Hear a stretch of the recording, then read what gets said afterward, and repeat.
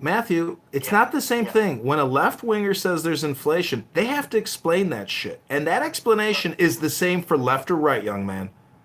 Yes, yes, no, exactly right. So that's what I'm getting at, Alice. What I'm saying is that for myself, I want to know why, in fact, housing is more expensive. I don't care what the politicians tell me. They're always going to use emotional issues to grab my vote, right? They're always going to pull, like you're saying, Joe, they're always going to lie to us. They're always going to give us simple solutions to complicated questions, right? So I want to know, like, what exactly makes the housing expensive? And then after doing that research, then I know how to vote for myself, right? It's my own truth finding. As an journey. economist and a psychiatrist, I can help you out on that. Listen, dude, it's not that it's not Matthew. Matthew, it's not that difficult to determine how to price objects in the real world, dude. Do you have a serious question? Hello? And before we go, Are you saying that he doesn't have the ability to understand the capacity for the housing market in his own country? I mean, I don't think he wants to get into the details right now. I just real quick. Yeah, because you're in Canada right now at the moment, and I'm in Australia, and our problems have overlapping similarity. And I can explain to you. I agree with you. I can explain to you a few concepts based on the things that you were asking. So, but this is kind of so. Russell, you weren't here earlier. I was just giving this as an example of how we're manipulated by politicians, because the politicians, if they're on the left side, they're going to say it's caused by these reasons, and if they're on the right side, they're going to say it's caused by these reasons. You know. For example, okay, so I'll just give you a little bit of... It's not really about the housing. Yeah, thank you. So, Thank you. real quick, it's more nefarious, Matthew. You kind of just overlooking the whole thing. We expect our both sides to be doing what they're doing, right? Going back and forth, exchanging ideas, trying to figure this out by ourselves, like you're saying, doing our own research.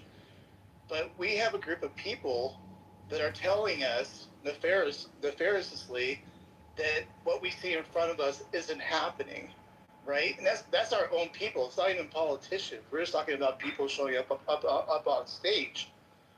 So you've kind of like just kind of glossed over it. This is way more nefarious than how you're interpreting it. It's not like, oh, well, we can't actually figure this out for ourselves. You know what I mean? We easily can.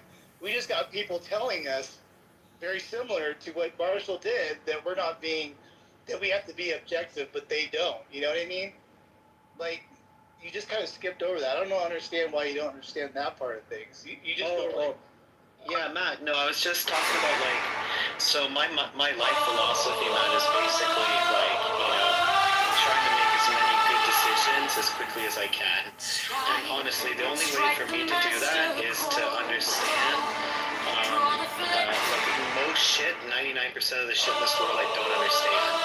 And so if I've ever accomplished anything in my life, it's because kind of knowing what to do in situations that I don't know much about, right? So if there's like a vote in my local area about particular housing, before I vote either way, one way or the other, I'm gonna like really try to understand the issue as best as I can. You know, so yeah. Would it bother you if you're told what you're saying in front of you is true constantly, 24 hours a day? Yeah.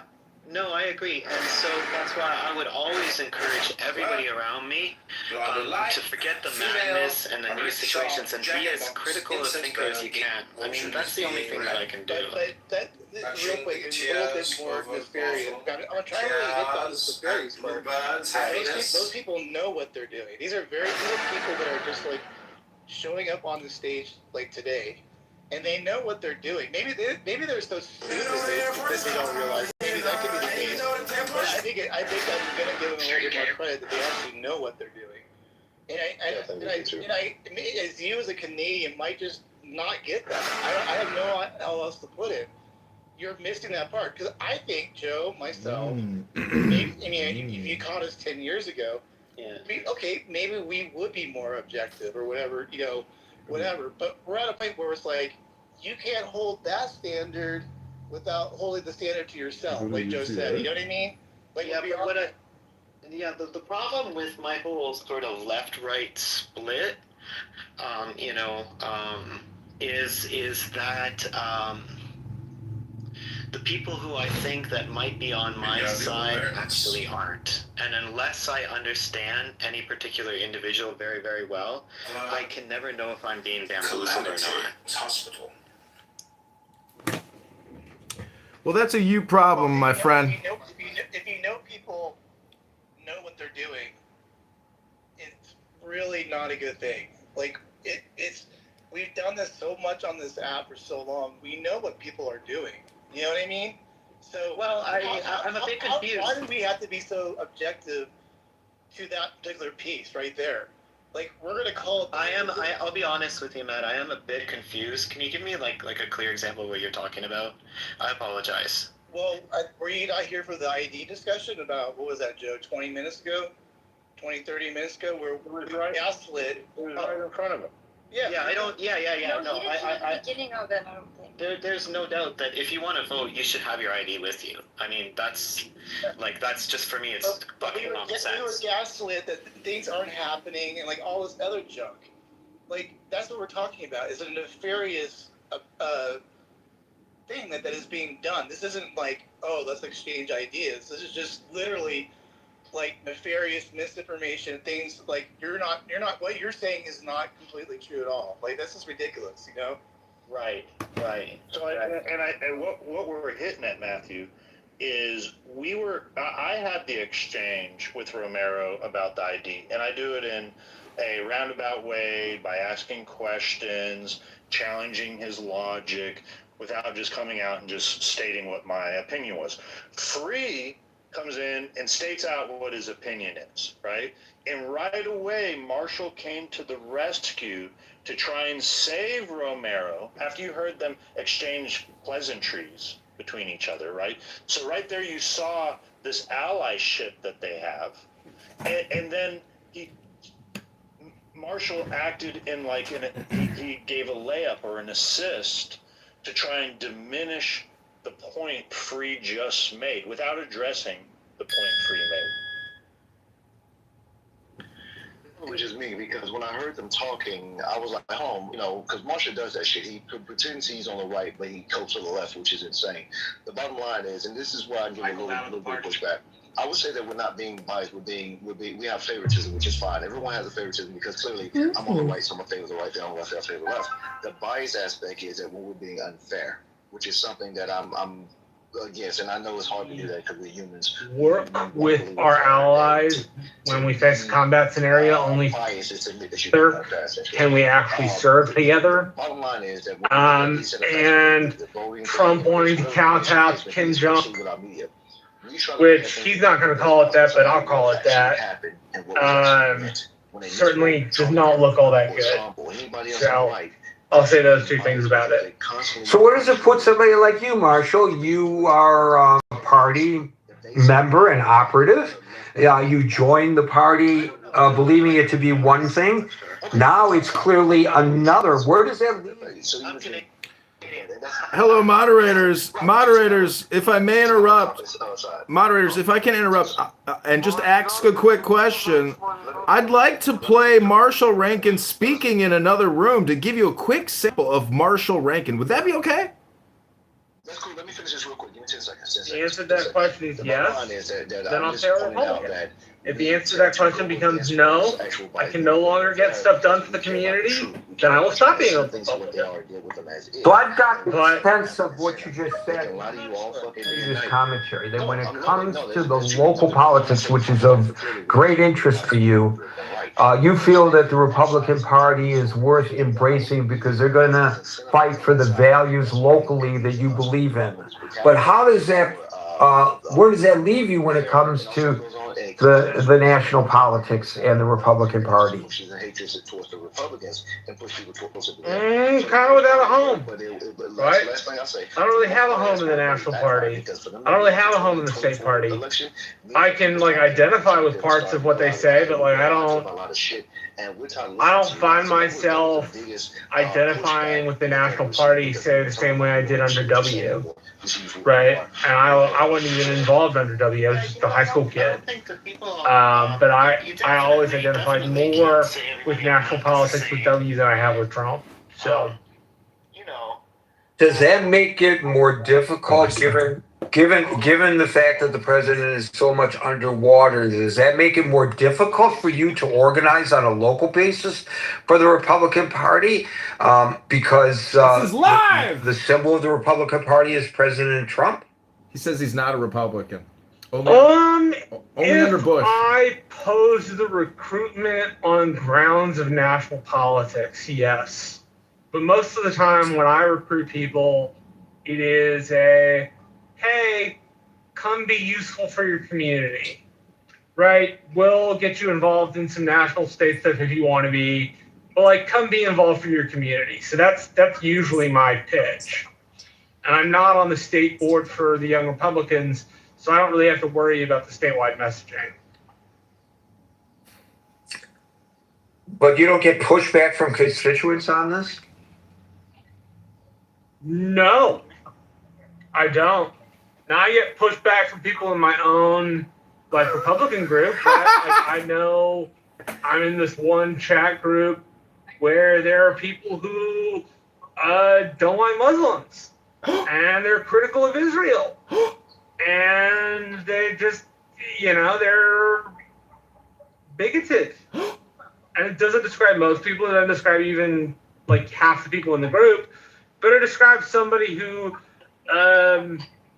likes to flap their gums. Like and Marshall. So, just like Marshall. Takes on a rather large place in this. I have a question. They said that, so the doctor, I'm fine, but the doctor has to be left my... All right, that's your sample of Marshall Stankin Rankin. Yeah, I didn't find anything wrong with what he said. The way that I see it is Martha tried to remain independent-minded, I honestly don't see anything wrong with what he's saying there. What he's saying is that he doesn't agree. What he's saying is he's a man that's not prone to groupthink. Matthew, when you make your point, you don't then got to double down on it. You just made your point. You said there's nothing that he's doing wrong. Look, I clearly hear what is wrong, and this is why we have trouble with Marshall, is because he's, lack better terms, a wolf in sheep's clothing. Okay? Hey guys, I've just joined mid-chat. We're mocking people. We're mocking people who we think are wastes of time, like Marshall Stankin Rankin. There's no need to actually destroy anybody's identity or character, history. The fact of the matter is, if you listen to retards long enough, you realize you are the retard. So, in politics, we have to be transparent. We have to be accurate. We have to be truthful. And really, if you go around parading as a Republican, but yet you shit all over Donald Trump all day, every day, in every way possible, including his administration and all people that work with him, you are not a Republican. You are a faggot retard walking around claiming that you are a Republican. Like it was under Reagan. But I would also, without changing the subject, Jerry, I would also put the question. I do realize Alistair's being sarcastic. No, Matthew, I don't think the mods of this room are faggot retards, Matthew. I think you are far more of a faggot retard than the mods are. That's you, Matthew. Hello? I know him well enough. He's being sarcastic. So listen, Edmund's one of my favorite contributors. It was just an hour ago, Edmund, I was hailing your wisdom right here in front of Matt. Isn't that true, Matt? So, no, actually about similar to what you just said just now about Clubhouse and about having the same conversations all the time on Clubhouse. But Matthew, listen.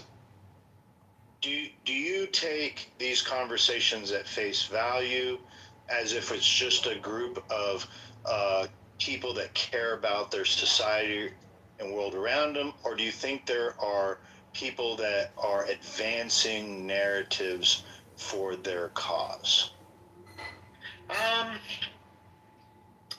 I think there are both those things. I think what's happening is that people believe in the narratives that their politicians are feeding them. That they come on this app, it's a tiny app, tiny audience, so it won't really make much difference at all. And they will try to advance their cause. My cause is all I want people to do is to take up each issue as an individual thing, research the fuck out of it, and make up your decision for yourself. I will assure you, Matthew, 99% of the speakers in American politics are saying and acting and behaving in certain ways to advance their cause. That's it. It is not an objective discussion between civilians that just want to have a better society. Unless you're in an echo chamber room of like-minded people discussing a topic, and this is why I'm such a huge fan of echo chambers, is that's when you actually get to have fantastic conversations and be objective.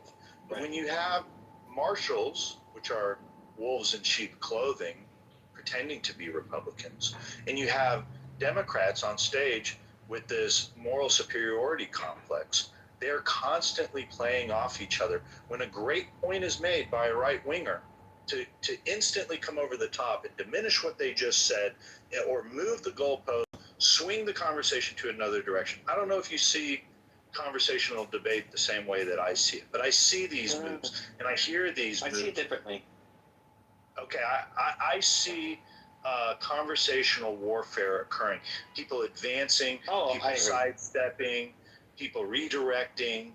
I see these moves that people make. Now, sometimes on Clubhouse, it's blurred with substance abuse, so and crash out emotion. That's funny. Right? That's true. But this isn't really the top tier debate team that we're having here. But I can assure you, 99% of the American speakers are when they're talking politics, especially when they are talking with opposition, that they are not being objective ever, 100%. Right. And Joe, my thing about politics is like I don't care how other people vote. I like if there's a tower going up in my neighborhood, what the politicians tell me, I couldn't give two fucks because I know they're already bought off. Like you're saying, right? They're bought off, right? 100% they are. What I want to do is I want to know if that tower is going to be any good for me or not, right? I want to know the issue at hand. I don't care about the drama or the pro wrestling. I don't care what the news says. I know they all got their reasons. It's all corrupt. I want to know, when that tower goes up, is it actually going to be beneficial to me? In what way? Yes or no? Forget all the fluff. Get right down to it. And I think that's important to do. I think sometimes we get too caught up in the wrestling, and we get too caught up in the team sports, and sometimes we don't even know what the issue itself is, right? It's just like, you know what I mean? It's like it's like, it reminds me of this book. It's called The Society of the Spectacle. This dude was talking about how things that we used to experience directly in our lives, like firsthand, it's all our firsthand experience with thrown to the side, and now we turn into spectators, and they'll feed us an issue on TV and in the information system, and they'll give us and all that information is actually replace the real thing, but I want to know the real thing. I don't care about the drama and the politics. Let me hop in for a second. I wish I could agree with you, and I mean some history because the problem is that not historically, in recent times, We've had an assassination of a public figure, Charlie Kirk, of course. We had several assassination attempts on our president. We had assassination on the vice president, which a lot of people don't know about. All of these are by somebody affiliated with the LGBT community, ironically. We've had tons of attacks on personal citizens, which you typically don't hear about. I forgot the guy's name, a guy that was stalked and killed, something dangerous. But anyhow, I'm not going to go on forever. The bottom line is, if it was just a matter of opinions and we're kind of just like missing the point here, that would be like more in line with what you're saying. But we have actual actions happening to where people can't walk around with their Trump supporting shirts or hats on or stuff on their cars because they'll get vandalized. They'll get attacked, shot at, stabbed, jumped, etc. Like, these are real world things we have to respond to, because that side has been radicalized to where there's little to no tolerance for people who disagree with them, even in their own space. So you want a safer society? I'm all about that, bro. Like, I lived in Japan a long time. My wife's Japanese. It's super high trust society, but I'm telling you, you can leave your. I literally forgot my wallet in the middle of Shinjuku Station. 3 million people. I don't want you to miss the point I'm making. I'm not saying no, not just about a safer society. It's about a certain ideology that's promoting violence towards another group and people outside of that group, right? That's cultish mentality. So if it's not just a matter of safety, right? Because we always wanted safety, like that's always going to be the case. The problem is we see a hyper radicalization amongst a certain mentality that happen to have a political leaning to it. So the BLM rights, the Antifa, I mean, we go on forever.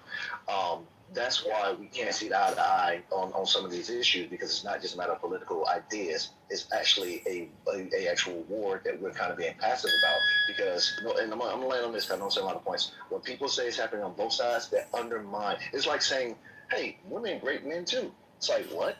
Like, yeah, well, that happens sometimes, but nowhere near as much as they great women. So when someone say both sides rape each other, it sounds dumb.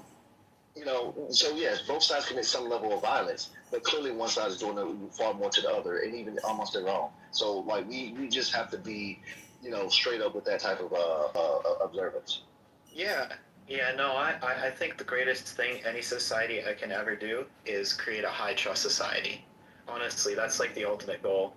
That's what you want. You want people, you don't have to lock your doors, everybody trusts each other, where you can walk in the most ghetto, most quote-unquote dangerous place in the entire country and be completely free. Because that's real freedom, when you don't have to worry about it. Matthew. Let's get Mr. Edward. The question is, like, how best to do that, right? Like, what is the best way to do that, If I can share with you, Matthew, this is my observation when you say high trust. If you can't trust yourself in a society, you individually, it's going to be very difficult. See, for me, people have a lot of intentions. So I judge results as well as people's intentions, all right? I ask myself these different questions and I put it down in the chat, right? If there's a policy that's out here, does it produce results? Exactly. So watch, if we talk about employment, okay, does the government produce employment? No, the person who opens a business hires people, okay? Inflation or crime is committed by the individual, okay, including the government. If you are insider trading, if you're doing bad stuff, or you got bad intentions, you're still doing that. Even educational outcomes. These schools in the United States who only want a certain number of students and they're screening them. What about our government spending? And I believe that all happens at the local level, okay? Now, right now, if you look at the U.S., border enforcement, we got people in the United States who believe that ICE should be removed, okay? Now, to me, this is the most craziest thing on the planet. Who want to live in a society where there is not enforcement of laws? So now we just get rid of all our laws? And is there anything called national security? So what I do, and I'll give you this, and you correct me if I'm wrong here, and this is for everybody, a simple standard for citizens can carry every political discussion if we want to really talk about it. What are the facts? Okay? What are the facts that we can all agree on? Whether you, quote unquote, on the left or the right, or independent or whatever. What are the facts? That's the thing. You go ahead. You said it. Yeah. Because hey, facts do exist. Yes, right? they do. An economy is good a city is doing good for very specific, objective reasons. Correct. Yeah, But watch this. and that. But watch this. Watch this. This is a fact. Okay. The thing is the politicians will always spin it, right? That's the problem. I know, but again, it's hard to get to. But no, it's not. Let me finish. Watch this. What is the constitutional principle of what I'm believing? Right? There has to be a constitutional principle that if the politician is not basing everything on that principle, then I don't have to believe it. And then what is the evidence?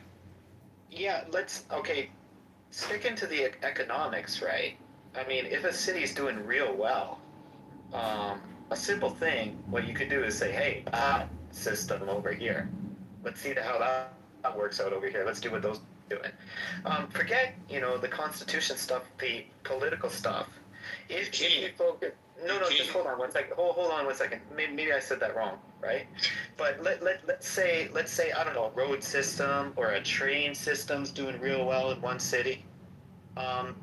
It's good to just copy that, and everything has its own logic, right? Like the reason, like a plumber, he thinks like a plumber. He understands that system. Right? Economists think in terms of economics. So, yeah, I do believe that the specialist should handle the problems. The problem is... I didn't say the specialist. The specialist. Well, the specialist, he knows most about that thing, right? Like, I don't know what you do for a living, Joe, but I assume you specialize in something, for sure. Yes, correct.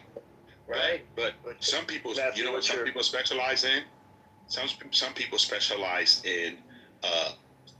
government. They want the government to support them. Okay? Yeah. That's what they specialize in. So for me, I'm not going that. You're arguing differently. So watch this. This is what I say. If a political party right now is in place, would we apply the same standards to each party in power? I don't think that is. No, we should, but it's not happening. Yeah. So I don't want to eliminate disagreement because I believe in clarity over agreement. If I'm going to disagree, this is what I want. I want to be more informed, not less informed. I want it to be consistent, and I want it to be intellectually fair, where we are actually talking about the same thing, which is essentially self-government. I don't think that a lot of people believe in self-government. I hear, and Matt said it earlier, we got a lot of people here that are just talking a lot of things, but they don't know the biblical principle. They don't know the constitutional principle. They don't know anything. But you know what they want? They want their government to do everything for them, and that's just wrong. Okay? I am responsible for my life. There's no government entity anywhere, whether it's Japan, whether it's England, Israel, America. There's no place on planet Earth that's going to be more important than what Edward decides for his life. And if I believe that my local mayor or my local senator or the assemblyman or my governor has my interest in mind more than me, I would be fooling myself. That's whose goal. And I land on this, Matthew. The reason why I love America is that our founding fathers put the responsibility in the hands of the individual. And unfortunately, we the people have gotten away from that. I want to give a hypothetical, Matthew. Imagine, I'm going to ask you a question. Will you play along with my hypothetical? It's not a gotcha. No, 100%. Yeah. It just demonstrates a point. I'm not going to try and fool you. You imagine you're a king of a territory with subjects. Your subjects are complaining about the sun is burning their skin, and they cry out, "King, King, I work in the fields and I come home with my skin aching. Is there something you could do to the sun?" Now, are you going to, as king, are you going to objectively offer a solution or give them what they want to hear? Yeah, exactly right, Joe. So the problem is that the politicians know that people want to be lied to. You know? It is. at risk if say the king comes back and says, well, there's nothing I can do about it. I know you work long hours. Maybe we could shift it working at night, and you come in objectively like that. Well, now the king is at risk of losing power, right? Rising up and chopping his head off. Exactly. And someone else coming along and saying, hey, look, I have the power to control the sun, and I can prevent the sun from burning your skin. Right. That's politics. Yeah, and that's why I keep going over this point over and over again, right? Is that for me in life, the point of my life is to try to make as many good decisions as quickly as I possibly can. So when I don't know something, I'm going to go to that specialist, right? And so if I don't know anything about sunburns, right, Joe? Let's say I'm living in this kingdom, and I don't know anything about sunburns, and the king says, I'm going to, do the magic Wookie dance, and then nobody's going to get sunburns. Just vote for me next year. And everybody around me is in this kind of hypnotic state, and they're like, yes, the Wookie dance is going to save us. He's our king. He's our man. He's going to save us. And I consult with a specialist, and the specialist says, well, man, the Wookie dance is not going to do any good. But then another politician comes along and he says, hey, you guys have to go out there and plant trees. And then, your generation is going to be sunburned, but the next generation is going to have less suntan because, they're going to have the shade to rest under. I want to know, the first thing for me to do is to get to that truth. So I want to know if the politicians are feeding me bullshit or not, right? That's all I can do. Yeah, but in reality, a lot of the issues we have is that specialist is making money from the king. They're being paid by the king, or customers of that specialist are being subsidized by the king.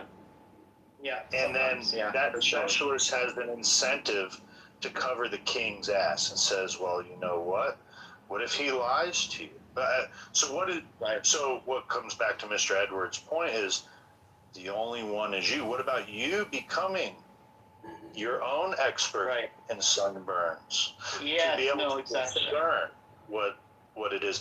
And that's really the only real path, because it's really hard for me, there are good people out there. I get it. There are good people out there that are not they're not agenda based when it comes to certain topics, right? Certain issues. And you hope when you go to that specialist that they're doing it for humanity, and they're not doing it to enrich themselves purely off of lies, right? Or to hold the power structure of the king and his round table, right? Right, exactly right. So where sometimes we end up fooling ourselves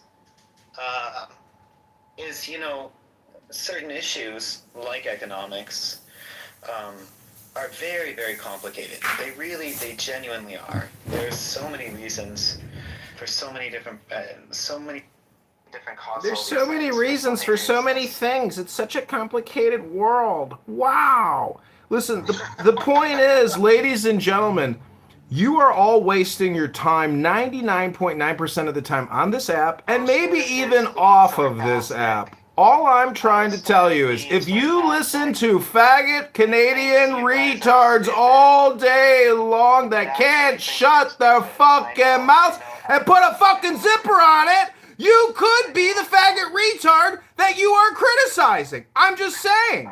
Hello? People like Alistair are actually part of the system.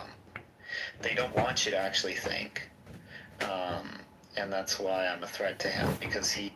Let me get the projection mirror and hold it up to your faggot face. I am now holding a mirror up to your faggot projection onto me. This is how projection works real time. You have been captured in my projection detection system, faggot.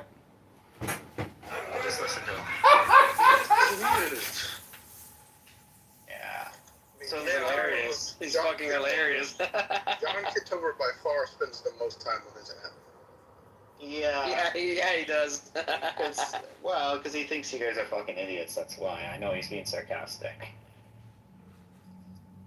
Like, he has 3 rooms open right now. Anyways, I always encourage people to do as much. Deep filling there, right? Takes. See, he has filling tons of accounts.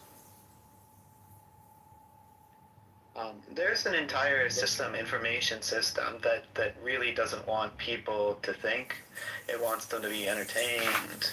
It wants them to respond to the information system, to the spectacle.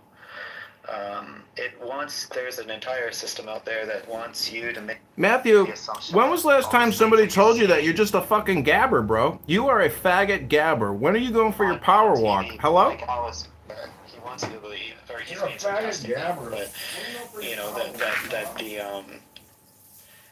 that the information system is an actual stand-in for reality, but it's not.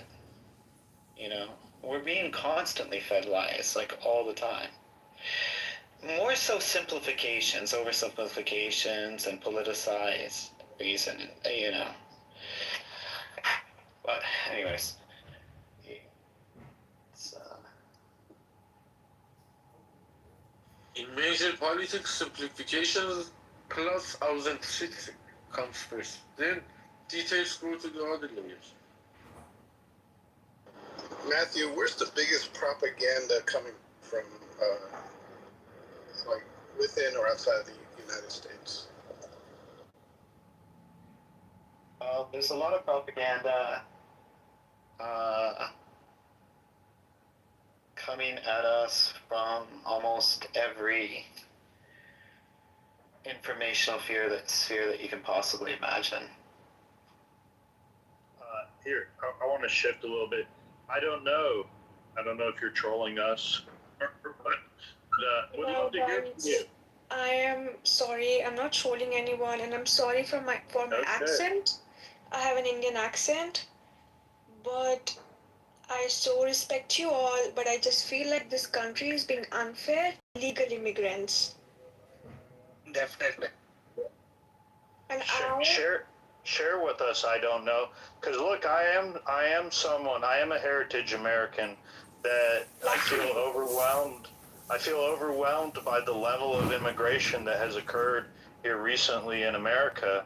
That I feel like either the culture I grew up in is changing and it's being watered down from immigrants. So I share those fears that in turn make you fearful. And I'd love to hash that out with you and want to hear your take. What is it like being an immigrant? So, 29 years old. I came from India. I am doing a master's here, MBA in finance. And all I am hearing is that how US doesn't want immigrants. And I am okay if the US doesn't want criminals, rapists, illegal immigrants who just cross the borders, break the law and everything. But legal immigrants like me, because I'm on F1 visa, I just feel so unwanted, and I just feel like since I've come to this country, I've lost myself. Because I used to be so outspoken, I used to be so nice, so outgoing, such a happy person when I was back in India. But since I have come to this country, I just feel like nobody wants me here. Should I even open my mouth? Because I have an Indian accent. Like, because I thought America is, and it's still such a great country. All the other countries in the world are not as great as America, right? Immigration, not only America, but also other countries. Indians are a big part of American culture. Immigration issue in the strange place. Can I ask a question? Sure, but guys, I just have a request. Please don't roast me. I'm sorry. I just can't take it. No. Why come? So, look, in India, there's so many great institutions. IIT, BITS Pilani, so many great institutions. Yeah. To come. So why US? Why not go there, make the country better over there? I'll tell you. So in India, what happens is there's a fucking caste system. So I belong to upper caste, which is bullshit. So now there's a quota system. If you belong to a lower caste because you were oppressed sometime, which is also right, so if somebody from lower caste scores 69%, they get to go to the IAM. IITs, bigger colleges. But if a general caste, that's me, if she gets 70%, she will still not get into the bigger colleges, you know? Yeah. And then for me, my father is a retired army person in India. Now, as the average, I would say that I have been above average in India, but I was not able to set up my own business or get a government job in India, okay? Which you have to do a lot of competitive exams and clear some rankings and all. I couldn't do it, right? Because I was just an average person. And then I did my MBA in India and I started to work in corporate sector. But there was no respect for me. So And what in you US, experienced was what, I'm sorry. In US, even if you work in Taco Bell, McDonald's, Burger King, even if you're a truck driver, everybody respects everyone so much. It's such an That's not amazing true. place to be. so No, That's I've true. seen so that. hold on. So hold on. I just want to ask you. I just want to go down this rabbit hole with you. So just to be clear, what you experienced is what U.S. called for a long time affirmative action. A lot of people that were considered lower, quote unquote, were getting into and that's quote unquote because I don't agree with it, but they were somehow considered lower. They were getting opportunities that people who were well qualified weren't getting. We had that for a long time. The current administration got rid of that. Just like, that was something that was happening for a long time. People objected to it. You see the exact effects of it. Those of you who supported affirmative action, she's giving an exact example of how that can discriminate against people that are qualified in favor of those that may not be, just because they want to be in certain social programs.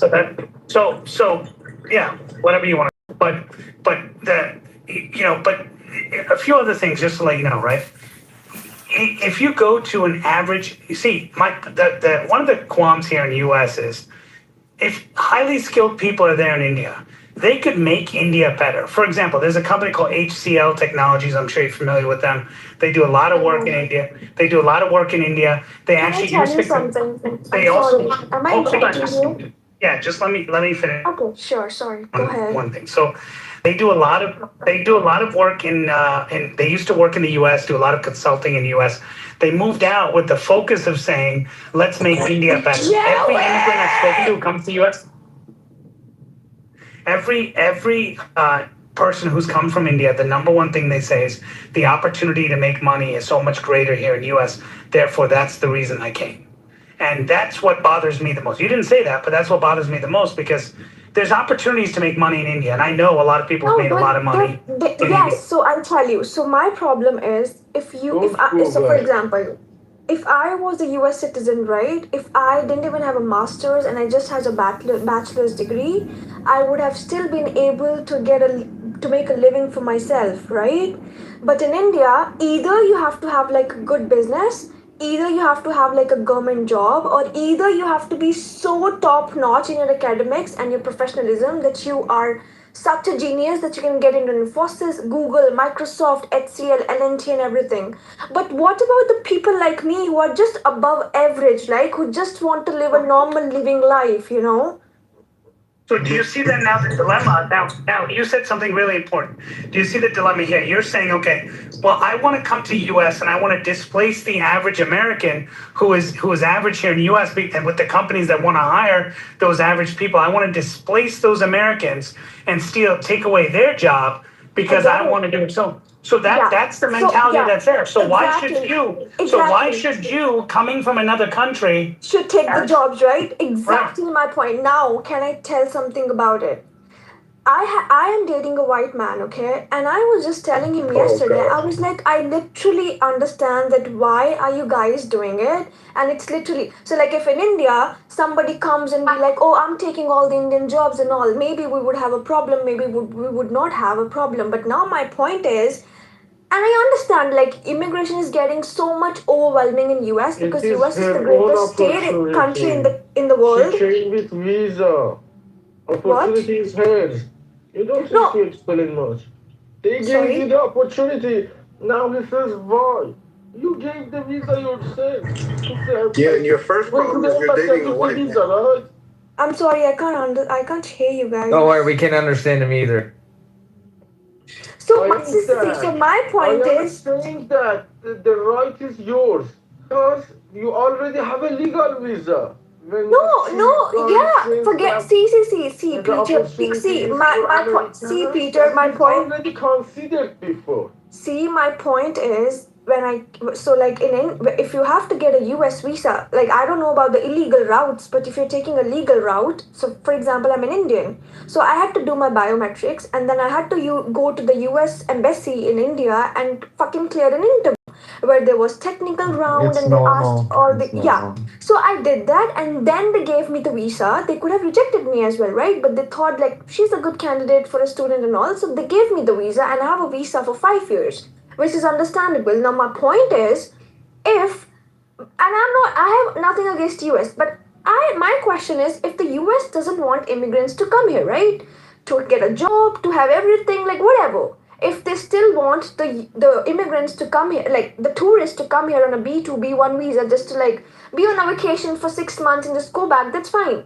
But at least US literally should be like, hey, listen, the world, we are not issuing any immigrant visa. End of the story. You think if this was the rule in 2024, I would ever come? I would have ever come? No, that's my point. You hate immigrants and then issuing the visa as well. Nobody like, says you hate go? immigrants, but see, what you're missing is this. By the way, just to let you know, I know a lot of friends of mine who left India, came to U.S., and their kids get cards in India. I can't hear you. You're breaking up. So Aadhaar card, for those who don't know, Aadhaar card is like similar to Social Security in U.S. And India is not even allowing people of, mom and dad, both of Indian origin. In U.S., we don't want to give that person benefits. Therefore, we're not issuing them because they're an NRI. We're not giving them an Aadhaar card. So India itself. I'll tell you. Hold on. If India itself is willing to say, I don't want to give someone on foreign land these kinds of benefits, why are you demanding a foreign country to say, hey, let me... See, I'll tell you. When a student comes, when a student. So, like, I'll tell you. When I came here, I paid $50,000. I paid $50,000 for. I'm not saying like US owes me something. I'm just telling you, like immigrants. I don't know about illegal immigrants again, but I am not a burden on US economy. You know why?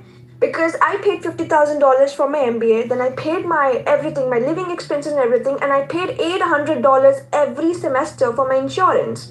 I haven't, so like we had to pay $250 every 6 months for my pantry, and the pantry food for so shit that I still had to pay $250 because it's no exception, but I never used the pantry food, So like, I don't know, like, how am I burden on US government? In fact, when I worked on campus for 20 hours a week, I was paying taxes. Yeah, it doesn't matter. That's what the rule of the land is. I have American friends, white friends, who went and got it. Okay, sorry. Go ahead. On behalf of a country. Are you the governor? You are elected president in front of it. Who do you think you are? I have no idea what he's saying. I'm sorry, I can't hear you, Peter. I'm so sorry. Who do you think you are? You are not the president. Me? You are not the government. Me? You're talking to me, Peter? Yes, he's talking to you. Talking to King. I'm sorry, Peter. Of course, I'm not a government. Of course, I'm not a One president. second. Hold on. So what we need to do, guys, is hold on. He's talking to King. That's what he's talking to. But King, one of the things that we all have to do and be very careful, someone who's coming to the United States legally and doing it correctly, because we do allow 1.2 million people to come to the United States every single year legally. Okay. What we have to do is be careful that we don't throw everybody into the same bucket. Okay. I agree, Joe. I think a lot of times what we like to do is we miss out on the fact that she's agreeing to that she pays her own way, she's doing her own thing. And another thing, one thing I don't want you to ever do is don't disclose who you're dating, who you're not dating. You're dating a man. Just be happy that you have a relationship with someone. So Edward, hold on, Edward. No, Edward, I have a couple. Let me finish. I was talking earlier, and then okay. Anyway, go on. Well, I didn't cut you off, so. Yeah. But all I'm saying is, as an American, one born on the soil, I do like the fact that people come legally. I have a challenge when people come overstay their visa or they came here illegally, because we even got Americans now supporting illegal behavior because they don't believe that we are a country of laws. That's the difference. And I respect someone who chose to come that way. Go ahead, King. Yeah. So it's a couple of things that, Edward, to be clear, right? I'm not saying that, she's saying she paid. Well, yeah, you have to pay your way, right? You have to pay your debt. You have to do all this stuff. But just because you came here on a student visa doesn't mean that you have the right to get a job and that they have to hire you. Okay, just because you did. Hey, hold on. I'm not done. Like, okay, you let him talk. You didn't interrupt because he was saying something maybe positive or whatever. So but not fair for you to say, hey, because I'm here, I'm working hard. What about the American citizen who's working his butt off at McDonald's and Taco Bell that would love to have that $40,000, $50,000, $60,000 a year job that you're now going to take from them? But they're not because educated enough. Americans are not even undergrad. Oh, there you go, guys. That's what I've been waiting for her to say. Barack Obama's comment. And that's even Barack Obama's famous comment. Hold on, guys. Hold on, Barack no, Obama's King, 1 second, famous King. Dude, I'm not done. Oh my God. All right, Ed, go on, Edward, go on. Why does everyone interrupt? No, I'm not interrupting you, King. But Peter, 1 second, Peter. 1 second, Peter. You should have let him finish. No, okay, King, you want to go ahead and finish it? I just want to raise something up. So go ahead. Well, bro, she made a good point. Like, if the person isn't qualified, they're not qualified. Let King go. Let King go. I think his connection is bad. I think that's why. Yeah. What she's saying is illogical.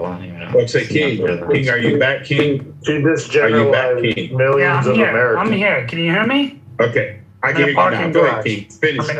I'm in a parking garage. So there's a famous statement by Barack Obama, which I've told Joe and other people many times. He said, the reason we need to bring in immigrants is because Americans just aren't capable. Well, are Americans afforded the opportunity? Hey, let me tell you this. There's a website, which I'm sure you've heard of, called King, I'm sorry, but you're breaking up. I'm sorry. Which did training to people that don't... Can you repeat it? I'm sorry. Okay. Hey, you're lying. Can't go back. You broke up a bit. Go back. Yeah, just go back. It's called what? You listening now? Can you hear me? Hello? Yeah, you sound better. It's called what? Go back to that and then go from there. Okay. So there's that. That's a good point. Oh shit, we can't hear nothing now, King. No, stop trolling him, King. We can hear you fine. I can't hear him at all. I can't hear him. King, I couldn't hear you. Edward, stop trolling.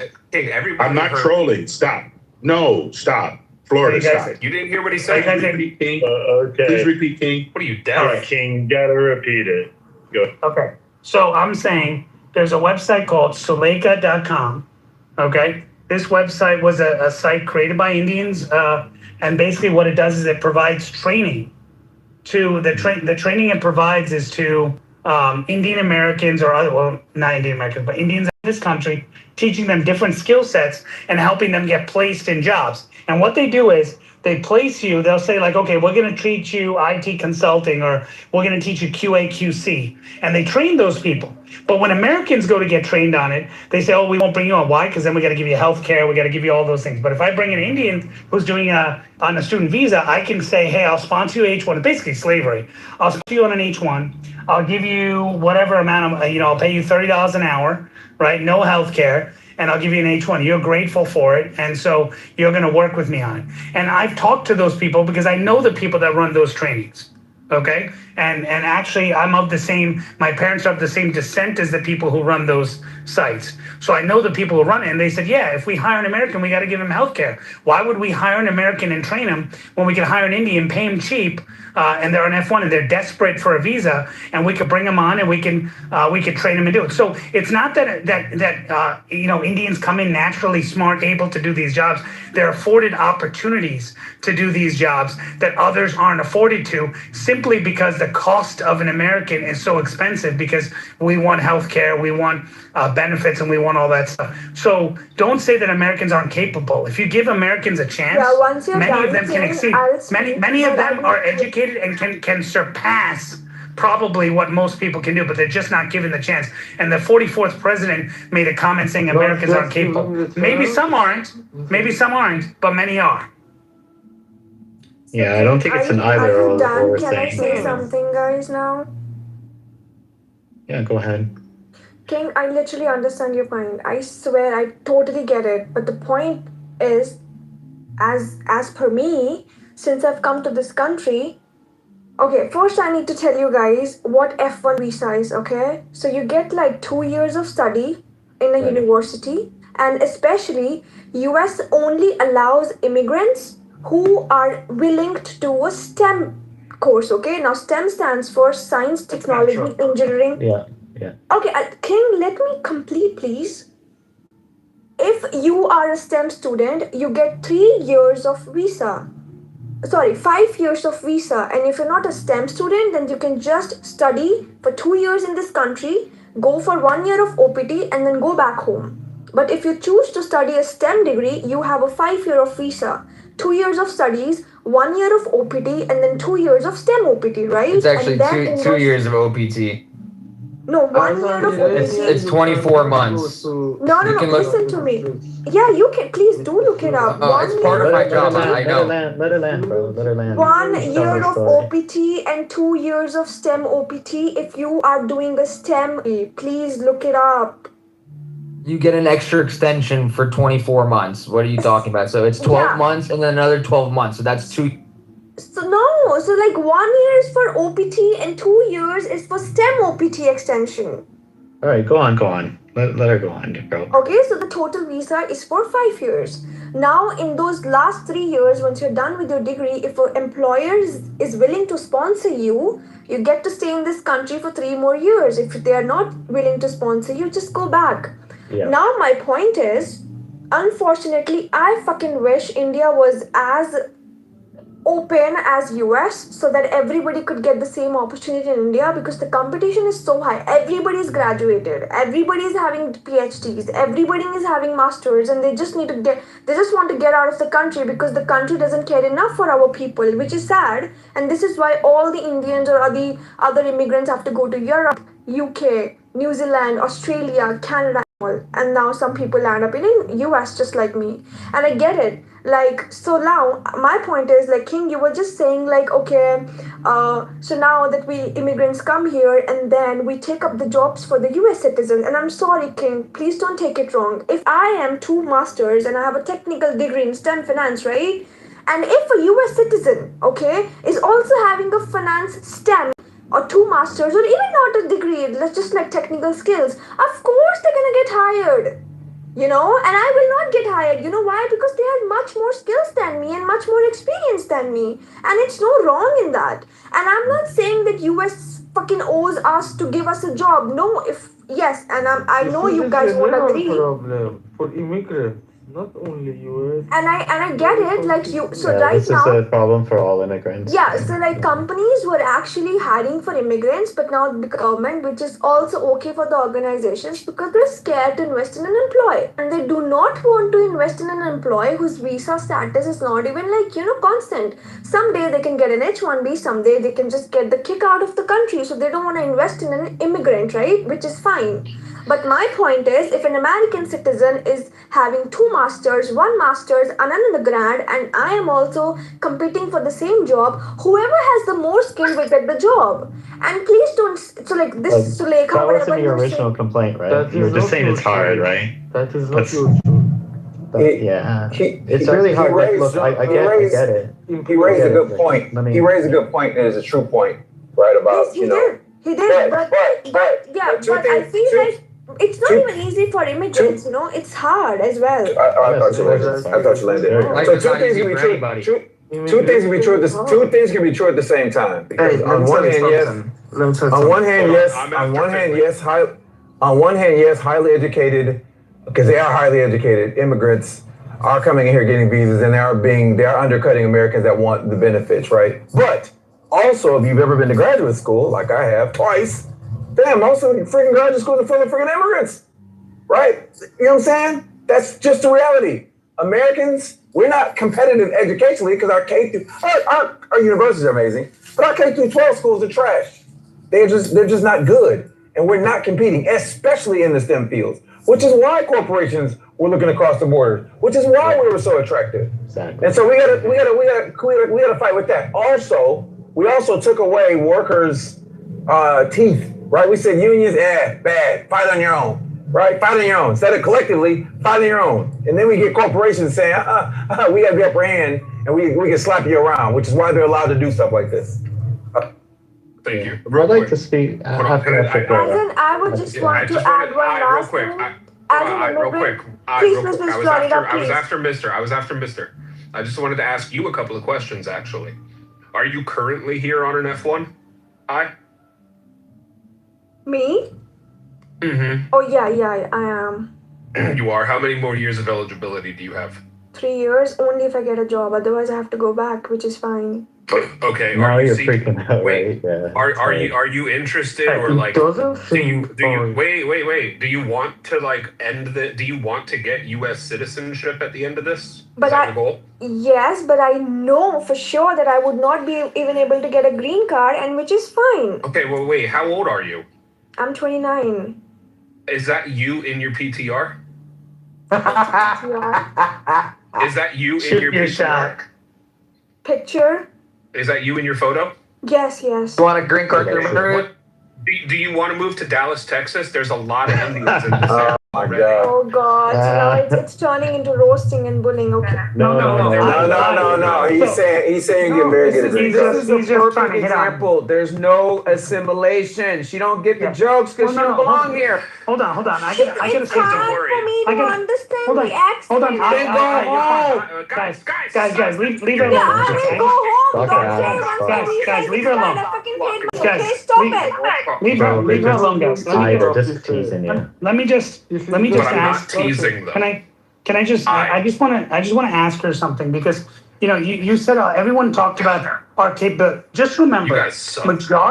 majority of the immigrants who come from India and other countries and have these 2 master's degrees don't end up working in the 2 master's degrees or jobs that require the 2 master's degrees. They get jobs as Java developer, QA tester. They get those jobs initially because that's how they get their visa. Then they build themselves up and go into the larger jobs. So what I'm saying is, give me my that. visa doesn't allow me to work anything other than financial analyst, business analyst, data analyst, or treasury analyst. Exactly. That's the need of my visa, guys. See, He's trying to make the argument that you came here under lesser circumstances. No, Put that's yourself not up what in I said. America. That's not what I said at all. Okay, I'll let you clarify. I'll let you clarify. So that- King, I so don't that- understand why you think There's an you're better entire than them. community So that- of Indians that's who not what work I in your said. field So that can will I- be able to help you get Okay. connections Okay, can I within finish? your area I of don't study, want within to. your No, area Can of I I finish? don't want to education. go. Oh, Jesus. I don't want to take Jesus. any Florida, illegal you have no idea about route, this bro. process. I don't want to take any illegal route that Correct. Indians So take. I just to be clear, in this legal. country. It's just to be 100% clear, legal. go and They look have at real jobs.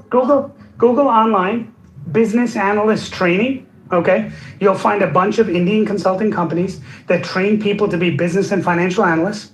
Okay, including a company called SVAN. Okay, they actually do shady stuff like training. They'll do the interview for you. They'll do other Yes, things and I like don't that. want to do that. It's No, but scary. hold on. But 60 to 70% of the people come in this country. I'm not saying you are, to be clear. Okay? So the problem is that when people are doing those things, and you just admitted, yes, they do that. They do the interview for you, throw you in the job. Do you realize that they don't give those opportunities to white people? They don't give those opportunities to people who are here. Why? Because if I give them, they can ask me for medical insurance. They're going to ask me for other stuff. I'd rather bring an Indian who can make insurance. or can make it. No, Just because you don't want to do it, don't say it Yes. doesn't happen. So the fact is that it happens, and what they do is they cheat these people, and they're basically treating them like they're treating immigrants This is as so slaves. wrong. But Yes, hold on. Those opportunities are not available for Americans. King, why is to that the build their immigrants' fault? profile. Can I hold on? Can I finish, Finley? Can I Yeah, finish? So the it's point not- is it's that not the immigrants' fault. can I That's the finish? point, bro. Matthew, can I finish? Yeah, but what's your point, bro? So the point is that opportunity is not available to you today, Matthew, to build yourself up. That's not her fucking. No one said it's her problem. Well, he's not Oh American my God, you're an anyway, idiot. so. But I'm sorry, King. but I'm we're sorry. talking about her. No one's Okay, talking about see, you in this King, problem. King. No, We're talking about her. I know you're talking about. She's the more whole- American I'm than saying Matthew. about the process. But I don't understand. I'm sorry, King, but I don't understand. Okay, American citizens. No matter what race you are, you can literally study and work. You get your studies completed. You can work in any country you want. Because you are a citizen, That's not which is true. good. You are lucky. Not in any country. That's not true. No, I'm saying. I'm sorry. We do have a massive. You can work in any like field. Like I'm just saying that. So can you? By the way, you we could do- be a pan we do- walla, you could be a chai walla. In We India, can- we- you could do we whatever do- you want. we You just do- don't we want do- to do those jobs. That's the whole We do point, have a- King. we I do just have a want to mass- get chai we do have a wala mass- and stuff. This is why I came to this country. Wait. We do have a massive. Hold on, guys. Do you see what she just did? She's saying that Americans can work at McDonald's and Taco Bell, No, but she doesn't want to be a roadside. She doesn't want to be a listen to me. roadside vendor. Listen to me. But the reality is. No. But the reality is. Listen, if an immigrant comes to this country, they are only allowed to work on campus. Now on campus, if there are enough jobs, the only way they can get a job is if they're But you're saying right? the benefit If an of being immigrant- American is that they can work anywhere. That's what you said. No, she's saying she's limited. No. I wish I was Exactly. able to work at Taco Mr. Bell, Finley gets McDonald's, it. Burger King, so that at least I could work 40 hours a week and pay my own rent, and my parents didn't have to pay for my shit. That's what I'm saying. Americans are so lucky, bro. Come on, I don't hate any.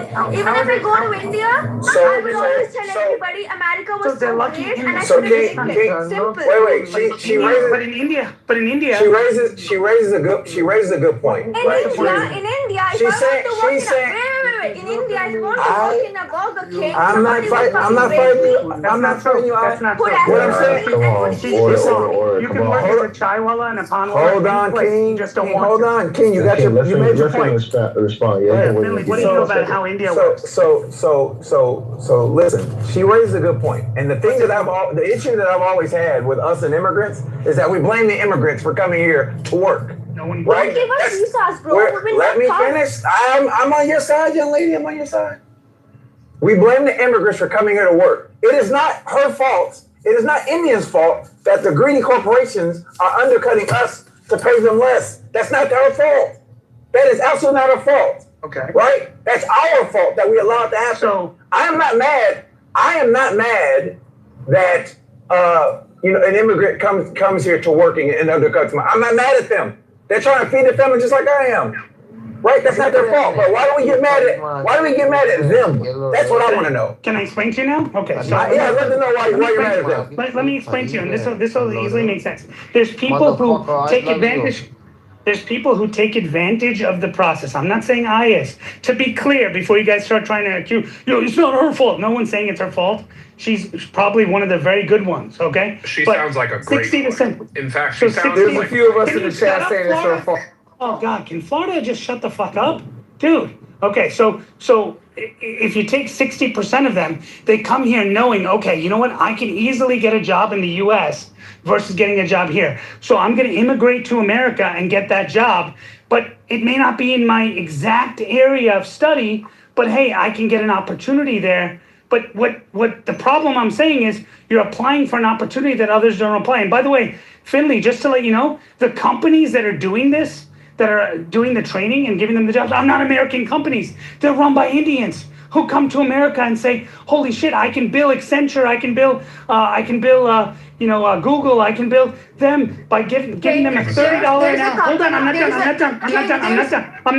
on, I'm not done. So they can give $30 an hour. They can say, hey, I'm going to pay this lady $30 an hour. Wow, I worked at one Publishers Clearinghouse, and they actually I was in the IT, I was at program management. They brought this guy named Ayappan in from South India. The guy was so excited. He came to me, he goes, Naveen, I'm here. He's a senior developer. He was getting $24 an hour. He said, Naveen, I'm getting $24 an hour. It's amazing, 24 by 70. Look at how much I'm making. I said, dude, you're converting it to rupees. You can't make any money here in US like you can. He goes, no, they're putting 3 of our families in a 1-bedroom apartment. I comes every weekend. Is it our fault? Wait. He takes us to get in. I'm not done. I didn't cut you. Sorry. I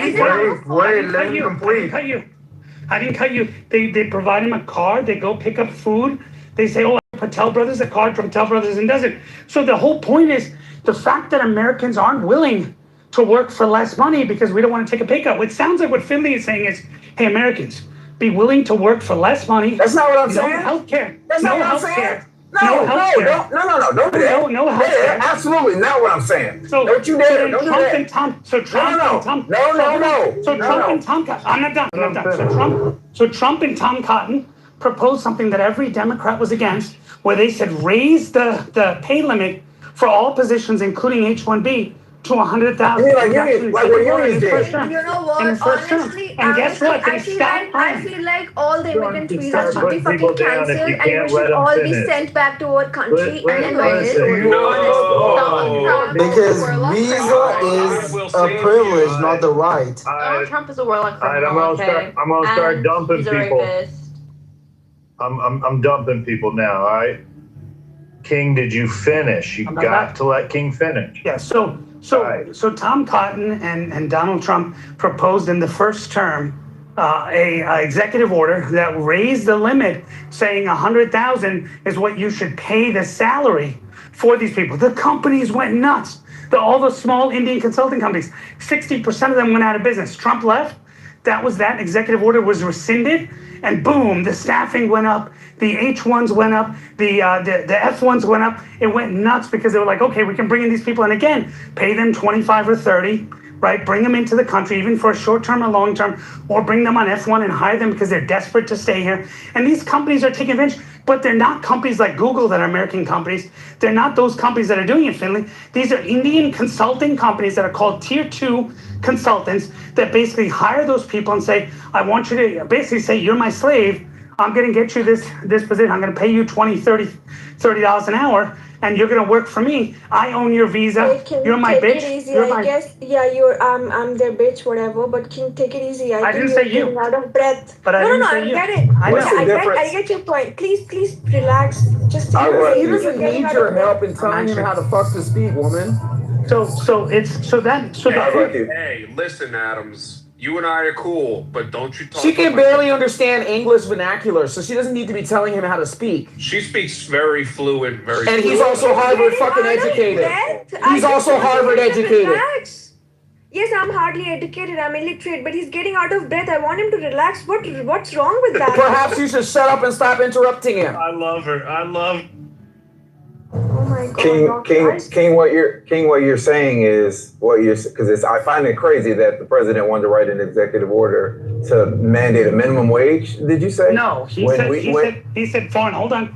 He said people on visas should get an equivalent wage to what the economic for that minimum person. wage. No, it's not a minimum wage. No. $100,000. Didn't you say that should be the wage? No. So he's saying a person. So if you actually read the whole, I recommend you read the executive order. So in it, he says, hey, if you take a senior IT developer and you do the market research and you figure out what someone would be paid who's a U.S. citizen, right? It may be 100,000 in that particular area. Right. He's setting a floor. He's setting a floor for the wage. Right. I get it. Whether or not you don't want to call it a minimum wage or not, that's what it is. For immigrants, correct. Right, but that we literally this unions literally do the same thing, right? What? Unions do the same thing. They say, listen, we should be paid X amount of wage, right? This should be the minimum that we should get for this job, right? They do the exact same thing. There's not a difference. This is the principle. Okay, so what was the principle? Let me finish. Did you read the EO? Did you read Let me finish. I don't need to read the EO to understand the principle. Qualifications. It's based on qualifications. The unions do the same thing. You can't just walk in the dang on store. It's not based on qualifications. It's based on. Hey, we're in the union. You have to have a basic the qualifications to get the job. Absolutely. He's right. Right. And so unions are saying, we're worth this much. You need to pay us this much. Stop shortchanging us. That's the same thing that you're telling Indian firms to do, right? Which makes the job more fair, right, and competitive, right? But what you're saying, but now you're saying because all they're doing is practicing capitalism. If I can get the labor for cheaper there, that's what they do. That's literally what capitalists do. Why would I pay more if I don't have to? But unions again. So you're supporting capitalism in that. You think that's the right approach? Listen, Listen, I'm not. No, I don't. If you're for underpaying Let me. If you allow me to respond and finish my statement, because you're putting words in my mouth that are false. I am saying that's what capitalism does. I didn't say I support that. I'm giving a statement of fact. Now I will give you my position. I am very pro-union, because I think capitalists are very greedy, and I think that they're hyper unfair to labor, and so that's why I'm pro-union. So I'm not saying you're perfect. I'm not saying they're perfect, but I'm very pro-union. Very pro-union. And stops people from hiring them because the view is, well, if I'm going to have to pay that much anyway, why would I hire an immigrant when I can hire an American? Visas, but that's okay because they're hiring Americans and they're paying them what the market value would be. In other words, they also said in it, you have to provide benefits to those people. That's what Trump said. You have to provide benefits to those people. Well, what happened? Companies decided, you know what, screw this. If I'm going to pay that much money, why would I hire an immigrant when I can hire an American citizen for the same amount and not have to deal with paying the fees for the visa? I'd rather just hire an American citizen. Hey, the visa is always cheaper. The visa is always cheaper. Always. The visa is always cheaper. Why is the visa always cheaper? I'm saying if I gotta pay, even if I gotta pay $100,000 and $100,000 for the visa over the course of time they're working there, the benefits, because benefits can sometimes be 40. Right, but you have 30-40%. That's all. 30-40% on top of the salary per year. By the way, it's total. And by the way, it's total comp. So you read the executive order. That's why I asked you if you read it. It's total comp, which includes what they're getting paid in shares, what they're getting paid, and all that stuff. So they have to offer a total comp package. So hold on. Look, I think this is a really big point that we just need to slow it down because y'all are talking real fast, so everyone understands what just was said. King's outlined that there was a greater incentive for businesses to hire immigrants, and it was not what they lied about in saying Americans were not qualified. The government had created a system where the expense of hiring the American, it cost them more than hiring an immigrant. And now Trump has come along to try and correct that. Is that accurate?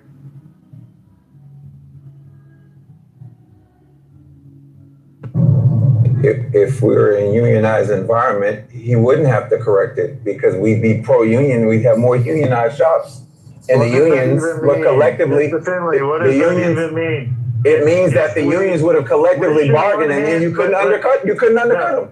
Now listen, wish in one hand and shit in the other. Which one do you think is going to fill up? I'm just about reality. I'm just telling you that as a pilot, they can't undercut my salary because I'm in a union. We all got to get paid. We all got to get paid. We get paid. Joe, let Finley cook. Well, they do have immigrants in my field, Joe, and they have to pay them when I get paid. Right. They can't undercut us. So Finley, it's interesting.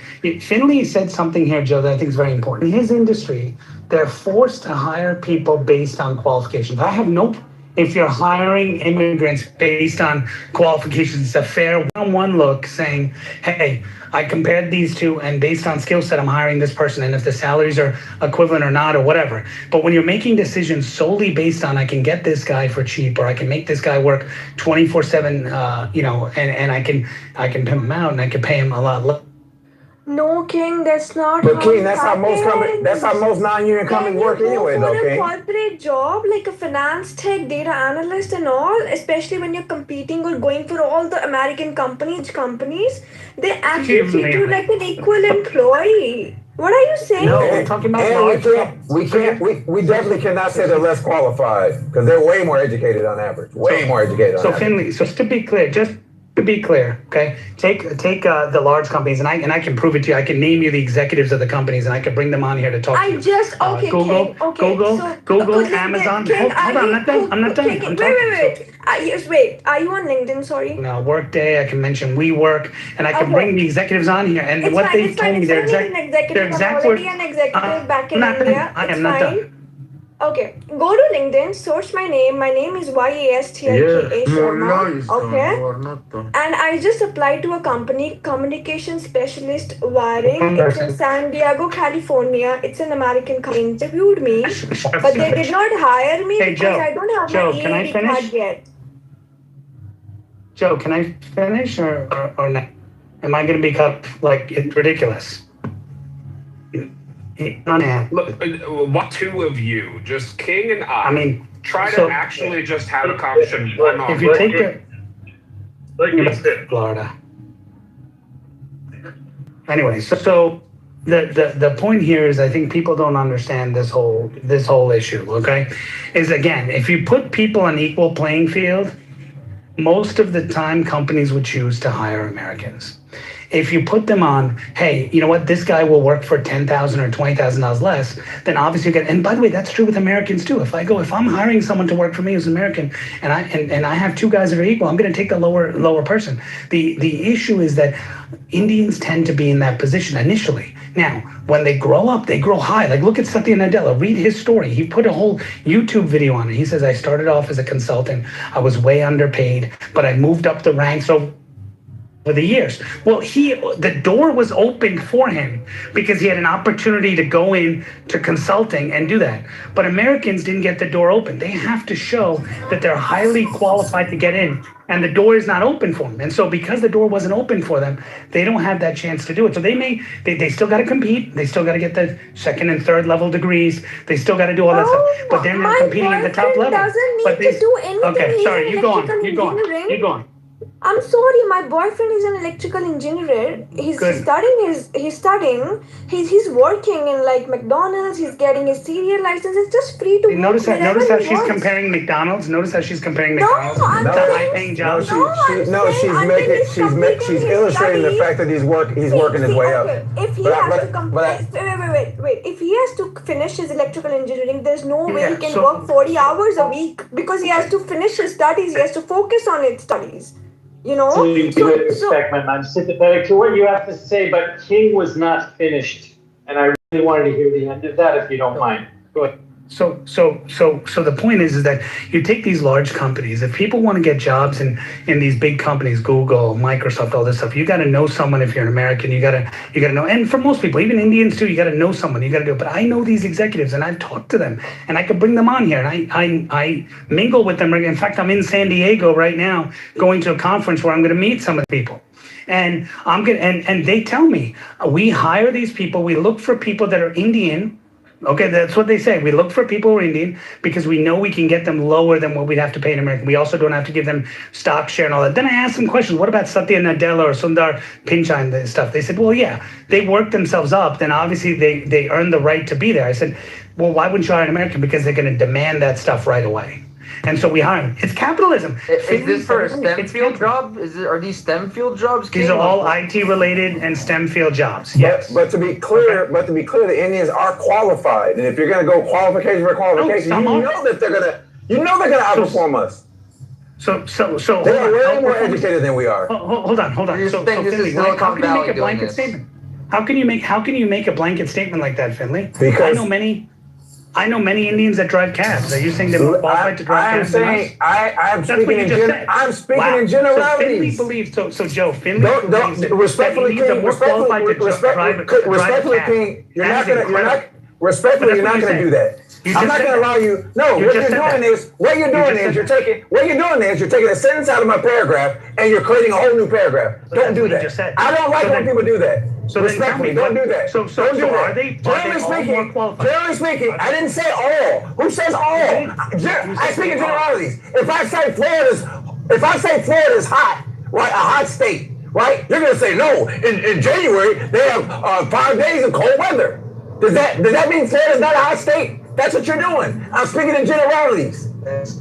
Right? Don't do that. Don't do that to make a point. You're an intelligent guy. You don't have to misconstrue what I say. You don't have to mischaracterize or misconstrue what I say to make a point. Will you agree that there are Americans? Let me finish. You demand that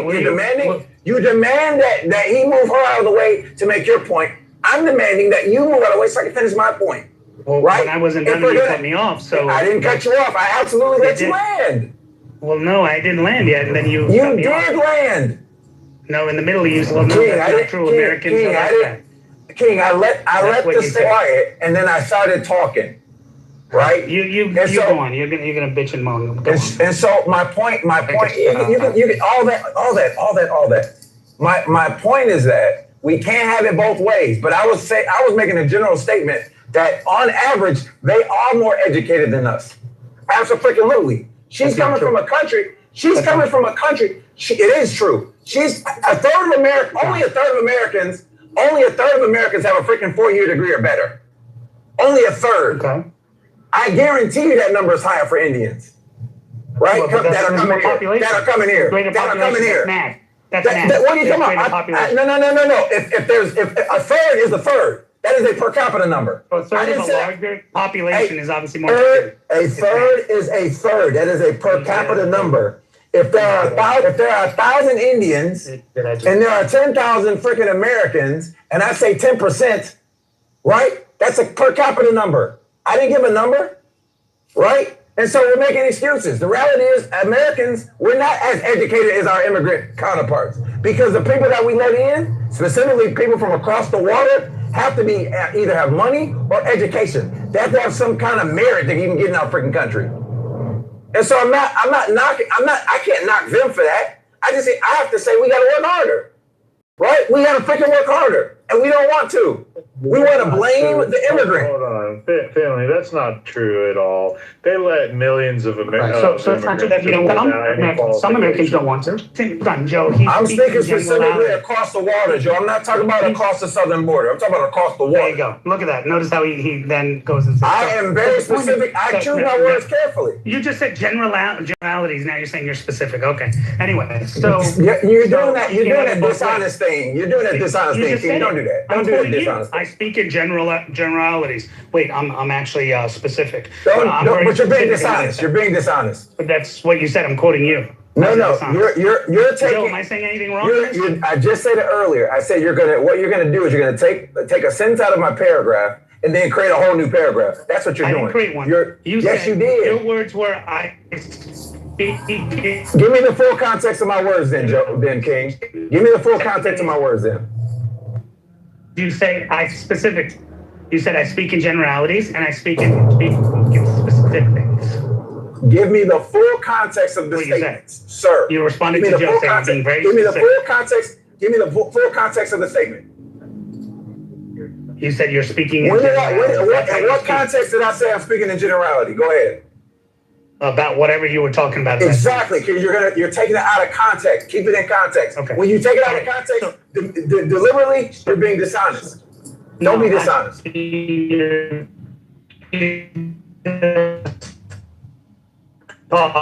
you're taking out of your ass both sides. So anyway, so the emphasis by saying this is what I heard Finley say, okay? I heard Finley say Americans aren't capable, okay, of doing these jobs, okay? And that Finley didn't say that.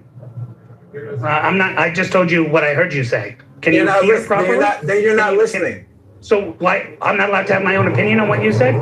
You can have your own opinion about anything. I also heard you say. Well, I am being honest in what I heard. You're being dishonest. You're being deliberately dishonest. You speak in generalities, and I accept that. Now you're also twisting what you said to trying to clarify. I'm not twisting. I'm not twisting anything. You're the one that's twisting to make. So let me tell you what I feel. That's just dishonest. So how do you know how I feel? I'm telling you, you're being dishonest. So how do you know how I feel? I'll wait for you to give me evidence. Did you read my mind? I am telling you, you're being dishonest. So shut the fuck up and let me. I'm telling you, you're being dishonest. No, I'm not. I'm telling you how I feel. The aggression isn't necessary. If you disagree, then you can explain it after. So here's what I feel you said, that Americans aren't capable because 10% of Indians who come into America, you believe are more educated. This is your belief, that they're more educated than 10% of Americans who are in this country, who are going to, or maybe you just meant the entire population of Americans and the 10% that are coming in, which wouldn't be a fair fair comparison. But you're saying that they're more qualified. And you know what? You may be right. There's a lot of Indians that come in here with high degrees. And also there's scandals where Indians came into this country showing degrees. Look it up online. I'm sure you won't because you're not an honest person. Where Indians faked degrees coming in on their H-1, saying that they went to Andhra Jyoti, superb university in southern Chennai, and put it on their application, and companies brought them in and faked the degree on it so that they could get an EB2 visa, and they came into the country. But in reality, they're not educated, but no one was able to vet them because the U.S. government can't do it. You won't mention that because you're dishonest on it. And so then they fake that. Well, if Americans have the opportunity to fake their degrees and get better jobs, maybe they would succeed. But they don't. Why? Because they get Americans do fake their degrees. Really? Americans fake their Yes. degrees, and Yes, so we know. E-Verify. So E-Verify. Let's look at the E-Verify stats on that. Oh, now you. Americans okay. absolutely fake their freaking degrees. Man. What is this Man. E-Verify you're talking about? You don't know Americans don't lie on their resumes? We don't lie to resumes. Not only Indians do it to get over there. Americans don't lie to resumes. Someone who doesn't know about even employment process. E-Verify is used to verify background checks. I am telling you. Employment process. I am telling you. And you cut me off again, which you say. I am telling you that Americans lying on their resume. You just cut me off again. No, I didn't say about lying on resume. Notice what he just did, guys. I'm very specific in what I say, guys. That Americans don't lie about their degrees. He switched it to resumes. Notice what? Don't do that, Finley. Don't do that. Now you're being dishonest. I never said they lie about having degrees. Same difference. So no, it's not, because when they can get caught easily that you don't have a degree because they didn't make. An American employer here is not going to call Andhra Jyoti University in the middle of, and I know because I worked for them, like Accenture and other companies, and they said, who the hell's going to call some village in India? First of all, I don't even know if they speak English to vet their university, to vet their credentials. I said, I can't bring the degree. And the fact is they don't realize that I'm one of them. And they'll be speaking in their language and they'll say, something. And I'm like, dude, I understand what you're saying. Oh shit, I thought your family's from South and you don't know Hindi. I was like, yeah, well, get the fuck out of here. And they're like, okay. And they do it. So the level for which they do it is a lot. Now, are there Americans that probably say, yeah, I have a degree and apply for the job? Sure. But will they get caught? Yes. Will Indians get caught? Mostly, I would say about 95% no, except for the ones that are applying for a visa, lying about their job, about their degree. Then they get caught because the U.S. government says, provide me a copy of your degree. And now it's like, oh shit. And they provide a copy of it. And then the Indian embassy says, hey, that place doesn't exist.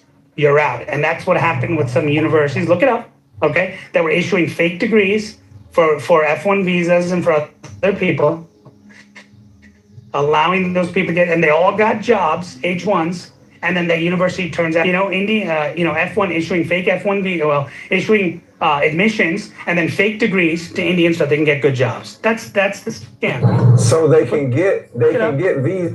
So they can get visas with fake degrees, is what you're saying. That's what you're saying? Because you also said that they would get vetted when they got the visas. So which is it? So I'm asking a clarifying question. Can I get a chance when there's a chance?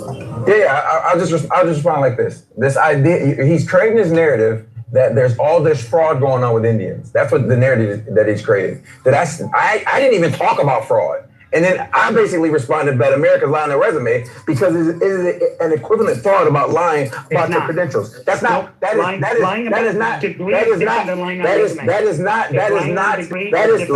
on your resume about your degree is the same thing. Americans do it. One gives you a visa. Lying about a degree on a resume is the same this type of dishonest fraud. It's lying about your credentials to get here. It's the same type of thing. Americans do the same freaking thing, right? That's my point. Because you're trying to create this narrative that they're being dishonest and gaming the system. They're being dishonest and gaming the system, right? And I'm telling you, the net net of what I'm saying is. The net net of what I'm saying is stop with the unnecessary try. Stop it. But I'm going to finish my point. I'm going to finish my point because what you're trying to do is you're trying to throw me off my point because I'm dissecting your point. The net of it is the two pieces. Number one. We love capitalism until it does not benefit us, right? And so that's number one. Number two, you're trying to make it seem as if they're gaming the system, right? They're not gaming the system. They're taking advantage of getting away just like we do, right? We don't. We say unions bad, minimum wage bad. These things are bad. They're all bad, right? That's what we. This is the argument that we make in this country, right? Until it us. Then, we should have did that. That's the net of what I'm trying to say. And the reason I have to bring up their fraud, and the reason.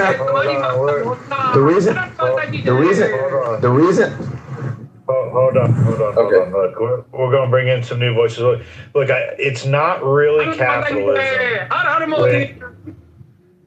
Okay, who keeps bringing them up? Okay.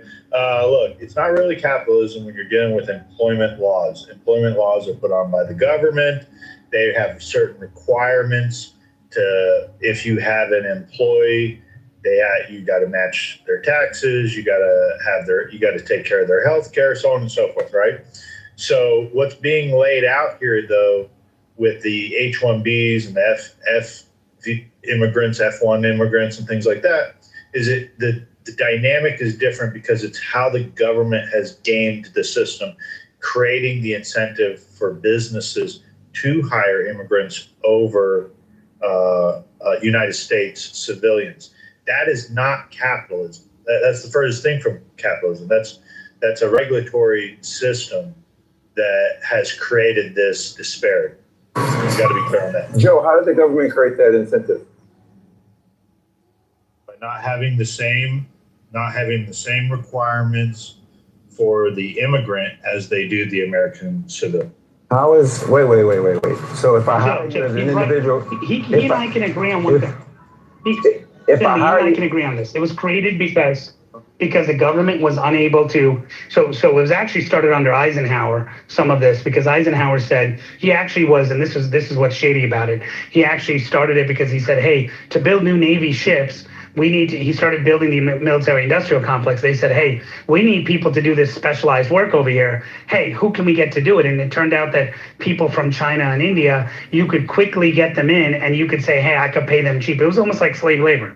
I could bring them in cheap and I could get them to do this work. And, they'll usually be willing to learn the stuff quicker than hiring in America. So they brought people in on a temporary status saying, let's do it. The intent wasn't for these people. That's why all these visas are temporary. Wasn't for them to stay here forever, just to be clear.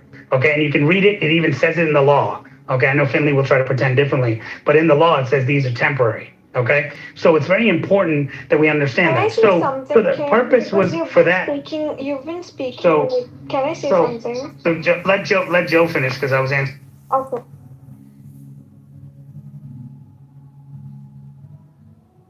Yeah, John, I'm going to pass the mic. Let's get some new voices in here, though. Let's just mix it up a little bit because we've got a lot of people on stage that probably want to add in. I would like to get a turn if I can get a chance. Go ahead, Richard. Okay, I just have one thing to say. I don't know what you got. I don't know if you guys, if King was saying things should be like this or shouldn't be like that, but look, this is all I got to say. Let every individual, citizen or foreigner, do whatever he or she can do to make a life however they want to make it. And it's like a fucking free-for-all. And whoever prevails, prevails. That's it, guys. Thank you.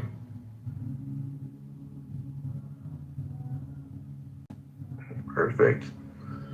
I've been trying to get back in. Did you want to speak? I just wanted to say something. Go ahead. So, I have noticed. So, I studied Central Michigan University in Michigan, and I have noticed that most of the American citizen students or children get like scholarships and all, right? And I'm just solely talking about the university and college, that's all. I'm not talking about corporate sector and everything.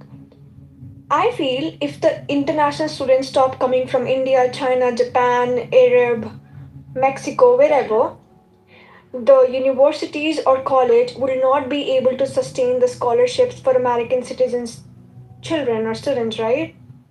So I understand. Why wouldn't they be? because I have seen, like, it's so expensive. And honestly, in the country like this, US, even if you're an undergrad, you can have such a good life and have a mansion and have a car like Mercedes, whatever you want. But in India, if you want to have like a good life, you Most of the have kids to. here are paying to go, and they're borrowing money to go. Yeah, but like Scholarships in only given to academic and They have the athletes. right. She's saying that as a foreigner, she should have the same rights as an American. No, of course, person. why would No, I think she's saying that they King, support. They help support. King, who told you I said that, bro? He's gonna make up what you're saying anyways. You just gotta learn how to do it. I mean, shut the fuck up. Yeah, he's gonna make up stuff that you said that you didn't say. Yeah, you said he verified. Yeah, Billy, that's what you did too. You could not understand the difference between specific and general. She's saying Because I've never- accurately You didn't know that that in difference. foreign students Yeah, bring because money you into never our hired universities. anyone. It's an income Right. stream Okay. for our universities. Never I hired understood anyone. that. But accurately, University, accurately, she's saying. University. Shut up, a lady's talking. Next Oh caller. God, he's so. All right. King, you're so disrespectful. I swear. Okay, one second, hold on. So this is what Shut I up like. so you can talk. King, 1 second. Sorry. One of the things, we can't hear everybody speak at the same time, and we do want to have good discourse, right? So one thing I will share really quick. Emma, you got your mic. I'm trying to get it, and my screen went black. I'm sorry. No problem. So one of the things I've learned is when people go to college, they're choosing to do that either on their own dime. That means they're paying to go, or their parents are paying them to go. But college is a business. I consider it the biggest scam in the world, but it's still business. I don't know why we all believe that higher education is something, and I will say this, especially here in the US, higher education has taught most Americans who have a degree of any kind to hate their country, okay? It's sad, but this is what we have. So I just want you guys to know, let's make sure we don't put all of our eggs in one basket, because at the end of the day, degrees only does one thing. It lets us know you know how to finish something. But in reality, degrees mean you should still have the right temperature, because you still have to navigate life. You still got to interview. You still got to hold your own when you go to a corporation or a company, or you go out on your own. At the end of the day, what makes America unique to any other country is we the people. That means each individual American has a right to choose what they choose, but they should never want a bailout from the central government. And all bailouts that's happened with corporations, they were all wrong. I don't care what side of the aisle they were on. So I land there. I was just pointing out that most people that go to our colleges that get scholarships, they're getting it either because of academics, or they're getting it because of athletics. Most students are borrowing money to go to school, which is a whole nother conversation. And they get into debt for like $50,000, $60,000, and I don't wholeheartedly disagree with what Edward was saying. And I also want to point out that King said the reason I didn't understand what we were talking about E-Verify was because we were talking about in reference to freaking their academic, their freaking transcripts and their academics and their degrees. Didn't know E-Verify checked that. My fault. Honestly, Actually, E-Verify does verify people's background. It does a background check, which includes, did you actually graduate from background check?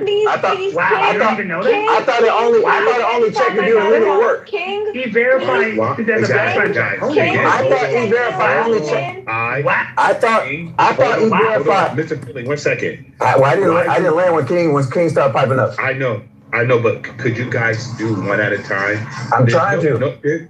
Okay, there's no awards here, guys. Let everybody speak. And then Emma, right after the next person speak, you can go ahead and speak, Emma. Yeah, Michael, please. All I'm saying is, because you said that I didn't know that E-Verify did anything other than verify that you are authorized to work in this country. So that E-Verify did background checks and degree checks. I didn't know they did that. It does. Last I checked, they don't do that. Yeah, they do. So maybe it's a module that you don't know about? Yeah, I would love you to post a link in the chat where E-Verify does more than check your work authorization, because when I look it up yourself. Because when I did E-Verify, they asked for my passport. They asked for my passport. That's it. Verified follows your that social you have a security social- number and that tracks you have a everything legal you're social doing. security number. It checks your immigration status. If you're And gonna work legally, right? Employment record. of Right. course, it uses the documents, the passport, the resident card, the EAD. Yeah, to make sure you're legally all authorized this to stuff. work. Social security number from my It campus. it I does worked- not worked check on degrees or campus. transcripts or professional licenses. Or criminal record, right? Criminal record Thank pops you. up on mine. Thank you. Criminal Didn't record think pops so. up on mine. Didn't think so. I didn't think so. No, it actually does. No, it does not. Well, serendipity, I use it, and it verifies that people are there. So or do not. I. So, okay. Well, King, well, maybe you're not wait using. a second, I'm guys. using a I'm different so module than sorry you, for, maybe, for but- interrupting you guys. So, King, basically, what you think is like, I would not say Indians, but you think immigrants come to this country with fraud degrees, fraud like Nope. employment history and everything, right? Nope, I didn't say that. I just to quote Finley, I didn't give a generalization. I speak in specifics. I said there's certain people that have come and done that. That doesn't And mean I get everyone does it. that. Exactly. He thinks This is why- E-Verify does. He this thinks is why- E-Verify this does is- criminal background checks. So I don't know if I can trust. Guys, can I speak? This is You don't why even know what it was being called. an Indian, guys, this is why being an Indian, I stay away from those consultancies because I also have an option to continue my visa, stay in this country, and then work illegally. I don't want to do it. I would prefer to go to my country because I have more countries to visit, right? Which is fine. But now my point here is, like, why do you guys hate immigrants so much? Okay, now you will be like, no, we don't hate it. It's fine. But in this whole group, I have literally shared my immigration status, my visa status, and everything. And even if you guys want any other information, I'm okay to fucking share it with you all. My LinkedIn history, my degrees, you want my transcripts, I'm okay to share that. You can get it verified from any other government in the world you can. But still, somebody's like, Kari, go back to your India. Get a plane for her Florida, Black American Airlines and all. Like, what the fuck is this, bro? Well, I never Like, said and that. who? No. Of course, I'm not saying like this. Like, why so much racism, guys? And you know Yeah, what that's wrong. it's doing to me? Wait. You know what it's doing to me? So like, okay, I know like some Americans also visit to India. It's making me so much hate this country. Like, if I ever end back in my country, I would fucking start a podcast and tell all the Indians to stop treating Americans the nicer way, because bro, when we as Indians go to their country, they treat us like shit. And I don't want to do that. Because I've also met so many nice Americans. They're so nice to me and they're like, yeah. Because most of the Americans are also like, migrants, their parents or grandparents. I'm like, why so much hate, bro? Come on. I also hate people who are like illegally murdering people, like doing drug trafficking, human trafficking and all. But like, at least spare the people who are legal immigrants here. Don't tell them like, Curry, go back your home. Of course I would go back home, bro. I have a fucking rich family and I have a family there. I would go back. But at least stop saying that. Your government gave me the visa, bro. I didn't beg for it. I didn't pay them money. Like, I didn't bribe them. They thought that I was a good candidate for this country. They gave it for 5 years. I will stay here for 5 years and go back. At least stop hating me for those 5 years. I'm here to live. Why do you want to traumatize the immigrants? Just a general question. You said you have a rich family. Why come here then? Because You only get great rich, life. because only rich families. So okay, so in INR it's rupees, okay. In India it's a rupee country, okay. And in US it's dollars, right? You can convert like in dollars. There It's you go. expensive in INR. Yeah, okay. So I belong to a good family, and they were able to afford my US education system, right? So most of the US citizens cannot even afford education. I know I'm gonna get a lot of backlash because you guys are like on There you loan go, interest, Stanley. That's what right? I've been saying. My parents paid for everything in cash, and I'm not working, and they're paying $1,300 every month for my apartment and then the food and everything, right? I'm just here to like get a degree and like see if it works. It works. It doesn't. Like, I have a family back home, but that doesn't mean I'm open to race. Like, Yeah, no one like should treat you that way. discrimination. I'm with you. Yeah, I'm a human, bro. I fucking love America. so If I get up in India, even if I end up in India, I will be like, bro, America was so fucking great. Americans are so lucky and all, but I'm sad I couldn't make it there. Like, bro, you guys are so lucky to be in America, and I get it. Like, you don't want immigrants. I get it. Just tell the Trump to fucking stop, give the visas, bro. Get it done with. But No visas, no fucking immigrants. End of the story. Get it done with. But you started this conversation saying it's difficult for you to get a position in India and doing all this stuff. But now you're saying Yes, you but come from see, a rich okay, family, okay, okay, so okay, you're taken care of. okay, wait. See, I come from a rich family because my father was a retired person and my grandfather left a lot of land for my dad and he has 3 pharmacies and all. You won't get it what it is because you are an American and you guys are used to live like a rich life and all, but in India we are rich. Anyway, it's still a third world country, which I would agree to that. But now, since I belong to a well-to-do family, I can literally go to any other country, right? Now the thing is, only US is the only country who literally has an interview for all the visa applicants. Again, I would quote it, legal immigrants to fucking pass an interview. And in India and all the other countries, it's like a big thing. Oh my god, you cleared a USA visa interview because it's like a fucking hard. The American citizen takes our interview, they check our family history, our employment history. It's like a big thing, okay? So we cleared it, right? I fucking got visa on my passport and I came here, right? My father was like, Yastika, don't go there. It's gonna be a race. I was like, Dad, it's just an experience, okay? Now my point is, if we knew that US doesn't want immigrants, they don't want this and that, I would have never even applied for a visa. You get my point? No hate to America or anything. If I didn't want to stay in America, in India, I would have applied for any other country like Australia, UK, New Zealand, right? I just want to say that stop hating immigrants. That's all. We are also humans. I don't have kids. Imagine if I had kids, bro. Imagine. Most of us don't hate immigrants, right? Most of us See, don't. doctor is like, I don't know if he's even a doctor or whatever. He says you should have listened to your father. Yes, I should have listened to my father. And guess what? When I'm gonna go to back my country, I'm like, Dad, you were right. Stop hating immigrants, bro. Come on. Most of us don't hate immigrants. Hold on. Look, it's not good. Look, let me offer a pushback to what she's saying, because you're just going to come in and coddle her, right? I'm not coddling. I'm telling her the truth. I'm not coddling her. I'm telling the truth. Yes, doctor, you're so right. I'll go after you, Joe. You're mine. I'll go after you. Go ahead. I go. Yeah, no, let me just offer some pushback. So, look, I don't know. It's not personal. You shouldn't take it personal. You shouldn't take the internet personal. And do not give your personal information out to the internet or anybody here on this stage. Don't do that. That's a bad idea. I know, but then imagine, Joe, if I wouldn't have said that, then you would have think like I would have been an immigrant, right? Yeah, no, listen, we'll take you for your word. But none of what we're saying is you seem like a genuine person. I wish more Americans were as genuine as you. I hope you take that as a compliment. We don't, it's a breath of fresh air of how genuine you appear to be offering your story to us. And thank you for coming in here. However, the greater issue is that Americans have been inundated with immigration for quite a while, and how we how we kind of encourage change through these type of conversations, through this type of debate. And yes, it's about, it can come off crude, it can come off rude if you're the one that's being, essentially marginalized in the conversation, right? Don't take it personal. However, understand you should learn what our grievances are.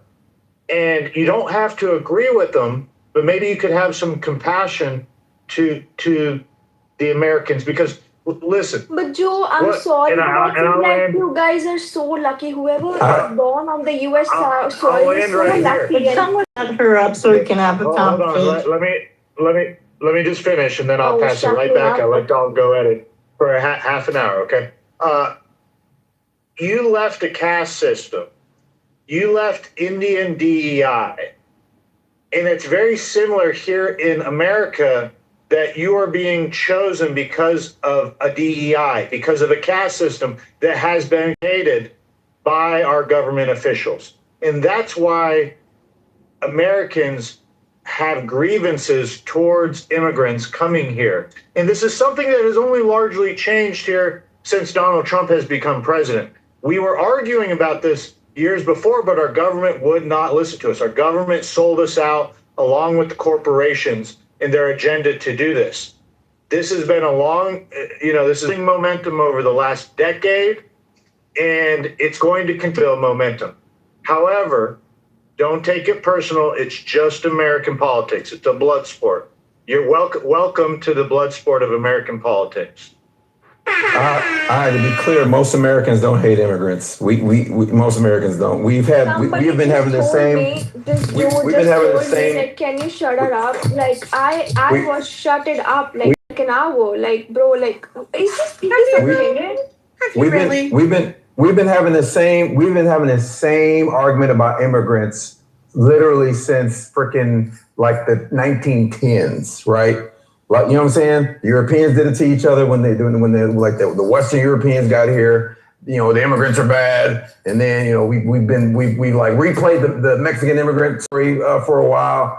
This is the same wash, rinse, repeat. When economic times get hard as a result of the freaking capitalists, the oligarchs, we find a scapegoat, and it's always the immigrants. We blame them when they're legitimately only trying to do the same thing that many of our ancestors, well, some of our ancestors did, right? But like the same thing. Come here and build a freaking life, right? In a nation that we claim is Christian, right? Even though we're only Christian on Sundays and for about an hour and a half, right? But so don't take that personal. It's not your fault that the capitalists. It's not your fault that the capitalists exploit labor. And I want to say the one thing I'm going to do. And I want to point out that only an American would tell somebody that since you're rich, you should just go smooch off your parents. Yeah. To hell with going out, working hard, and finding your own way, which is what you've done, right? To hell with that. Smooch off your parents, which is only something that America would say. Can I tell you something? It's gonna sound so lame, but can I tell you something? It's just gonna be for you. No loan degree is finding your own way. Levine. I mean, I'm gonna write checks for my kids. I put the verify link in the chat for you. For like, I just. It does not do background checks. You know, E-Verify doesn't do background checks. This is why I challenged it earlier, but he's gonna double down and triple down. But like, what if Finlay, some guests come to your house, right, and they are like ruining your couch? They are invading your kitchen. They are going in your fridge. They are fucking destroying your bedroom, right? You'll be like, I'm done with this. Fucking go back to your home, right? Wouldn't you say that? Because you have a problem. It's a lose-lose. Right? It's a lose-lose. Right, exactly. So I want the US to be like, fuck off, immigrants. No more visas for you all. Fuck off to your fucking poor countries. End of the story. Why do you still keep giving visas and still complain about immigrants? That's my whole point. I get it, but that's what some of us want. Some of us want a 10-year moratorium on all immigration, legal or we don't Send want. us all back, bro, Joe. Like literally get a flight all back. If you want to understand why, it's because our government has inundated us with immigration illegally and legally for the last 15 years. It's been a huge burden to our system here between our schooling, our hospitals, our pension system, our social security. We get why they're doing it. The reason they're doing it is because American citizens and civilians are not replacing our population fast enough. So the left and also corporate Republicans have come up with the greatest idea of, well, we're just going to bring in third worlders to come in here and fill the gaps while Americans kill their babies through abortion and get drugged out with substance abuse. And we're not going to fix the problems we have with our American culture. We're just going to replace them with immigrants. Joe, and that's my point. So Joe, my point is, hate the government. Immigration is our freaking birth story. Like we've always invited in immigrants until those immigrants started not to look like the ones from Europe. We've always freaking, you know what I'm saying? There's no reason why both perspectives can't be My family's been here 400 years. I didn't say anything about your family specifically, Joe. I'm talking about America as the country. As a country. I didn't single my family out, Joe. Let's bring in some new voice. Serendipity's been trying to get in. I want to give some room to Serendipity. I was just going to say, there's absolutely no reason in the world why both things can't be true. We can embrace some top talent from the immigrants that choose to come to this country. And in spite of the scandal with the fake diplomas, which I did look up, it was approximately 36,000 over the course of a decade. And we have anywhere from 80 to 90,000 come into the country every single year. The majority of the immigrants that come in have extended degrees in particular subjects. We need that talent. And yes, we as Americans need to start, we need to take revamping our education system and the attitude that our children have about education and about learning in school. We need to make those changes because we do need to be more competitive. The attitude in American children when compared to children over in Europe, particularly in Asia, and India, is entirely different. Our children think that they work on this capacity of, well, I'm either going to be good at that or I'm not. And if I'm just not. And Eastern cultures don't have that mentality. Eastern cultures very much live with the mentality of, if I put in the effort, I can solve the problem. And that's a problem with our kids' attitudes. Those are changes that we need to make over here. So I feel like both of these perspectives can be true. You see this Indian? I'm sorry, I'm an Indian. You see this Indian? This is how Indian men are. And we come to the US so that we can have Wait. men over here. Didn't you make this complaint about racism and now you're going to be racist about Indian men? This is how men you just lost all your credit. How should be a racist toward our own people? I'm sorry, but Indian men are not like that. Not all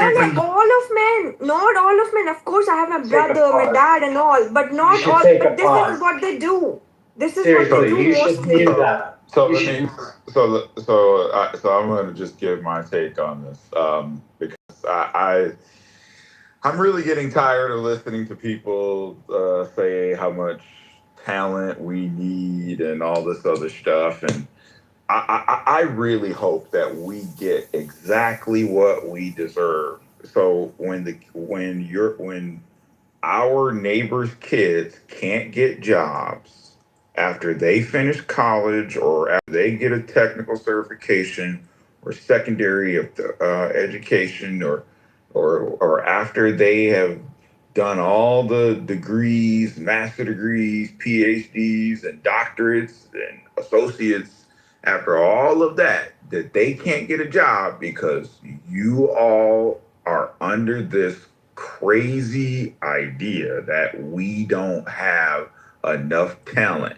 And whenever I hear somebody talking about this, the first thing that I always hear, even though I didn't hear it in this room today, the first thing I hear is, well, nobody's gonna go pick fruit.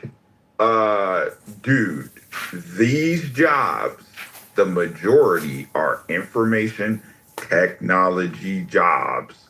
The job titles are systems analyst, systems engineer, developer, programmer, project manager. I mean, all of these positions average. Matter of fact, I looked this up. The average salary on all H-1B job titles was $100,000 a year. That was average. So, I mean, I just hope that we get exactly what we deserve by continuing on with this, because the Republicans aren't going to stop it and the Democrats aren't going to stop it. And all these folks who keep voting these people in office, letting them sign off on the next renewal set of visas or work visas and the next set of work visa applications, every time they do it, we lose, and in every single city in the country, just because we are under this illusion that we do these jobs, even though right now we have millions of people who are U.S. citizens who are struggling can't find a job. You have employers emboldened, I mean, to no end to put all these undue burdens out because, they can, on the backs of U.S. citizens' paychecks, because they get tax breaks for it. Well, They can that's put why all these requirements on all these jobs because we're giving them the tax breaks for it. Sure. I will land here by saying I'm gonna get, just like I'm getting on my knees and praying to God that Kamala Harris is the DNC. No, it's going to be AOC. It's going to be President AOC. And that AOC is the nominee or some other female candidate. I'm going to get on my knees and pray to God that we get exactly what we deserve, because I don't understand. There is no way that as many citizens as most people know of and are familiar with, that we would honestly believe what we're told about us not having talent. That is just freaking. Well, you're over. I'm sorry.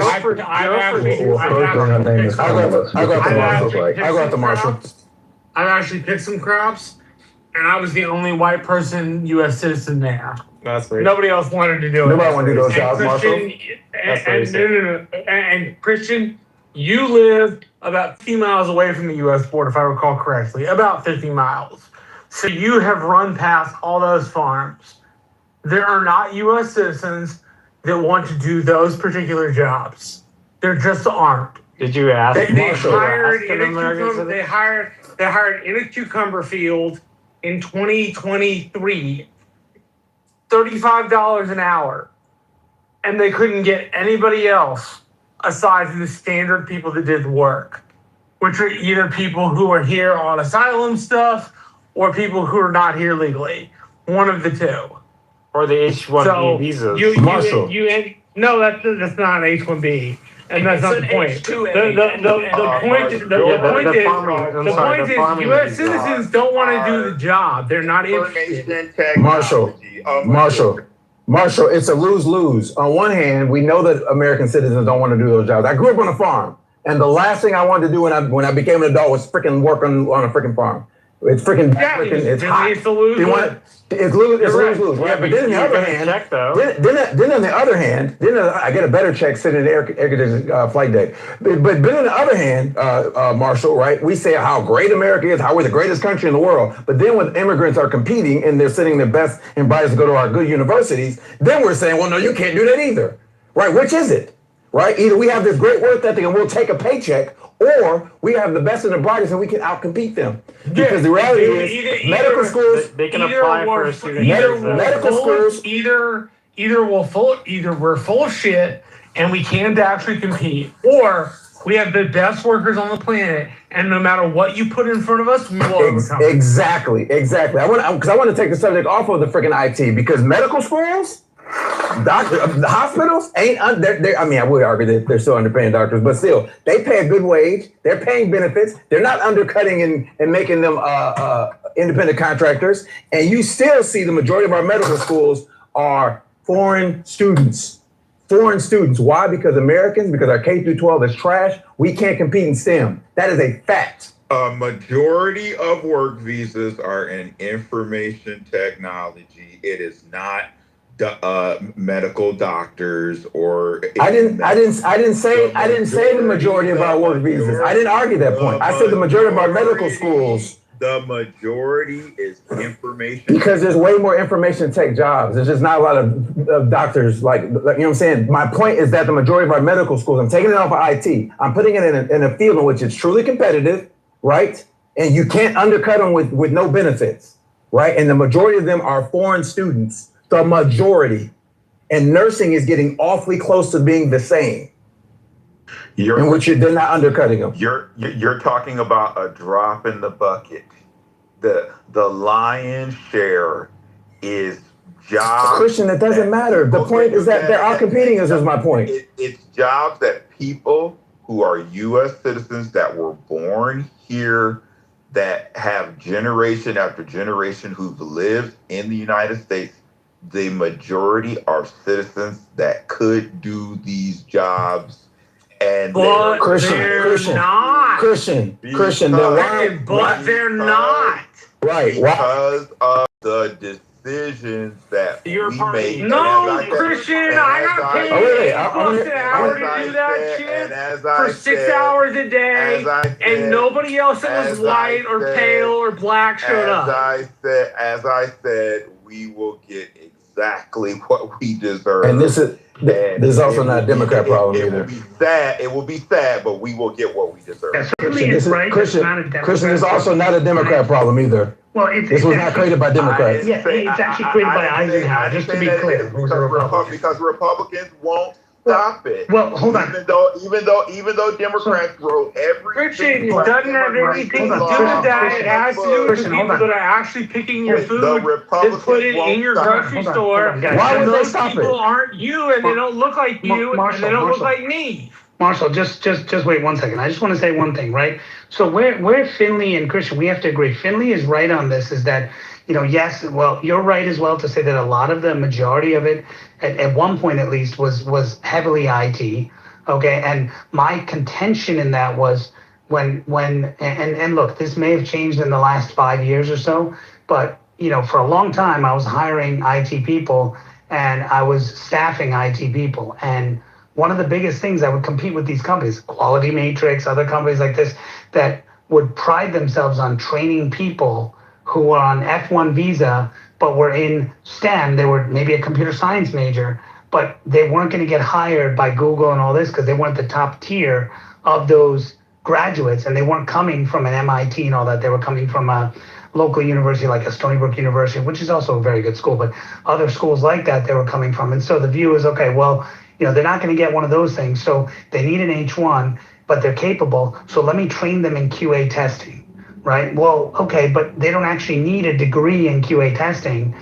They don't actually even need a degree to learn QA testing. And some of the people who didn't have the qualification for doing it, so they were doing it. But where Finley is right is that a lot of people are coming here with a medical background and other things and are getting those opportunities because for a long time, Americans felt like, well, what's the point of me doing this when, I'm not going to get that. Let me find an area where I can succeed, whether it's business or what. And there's actually more Americans that are saying, you know what, screw degrees because I'm not going to be able to compete with these people, not because they can't, but because they feel the system has been rigged against them, and which has been both Republicans and Democrats who've written it.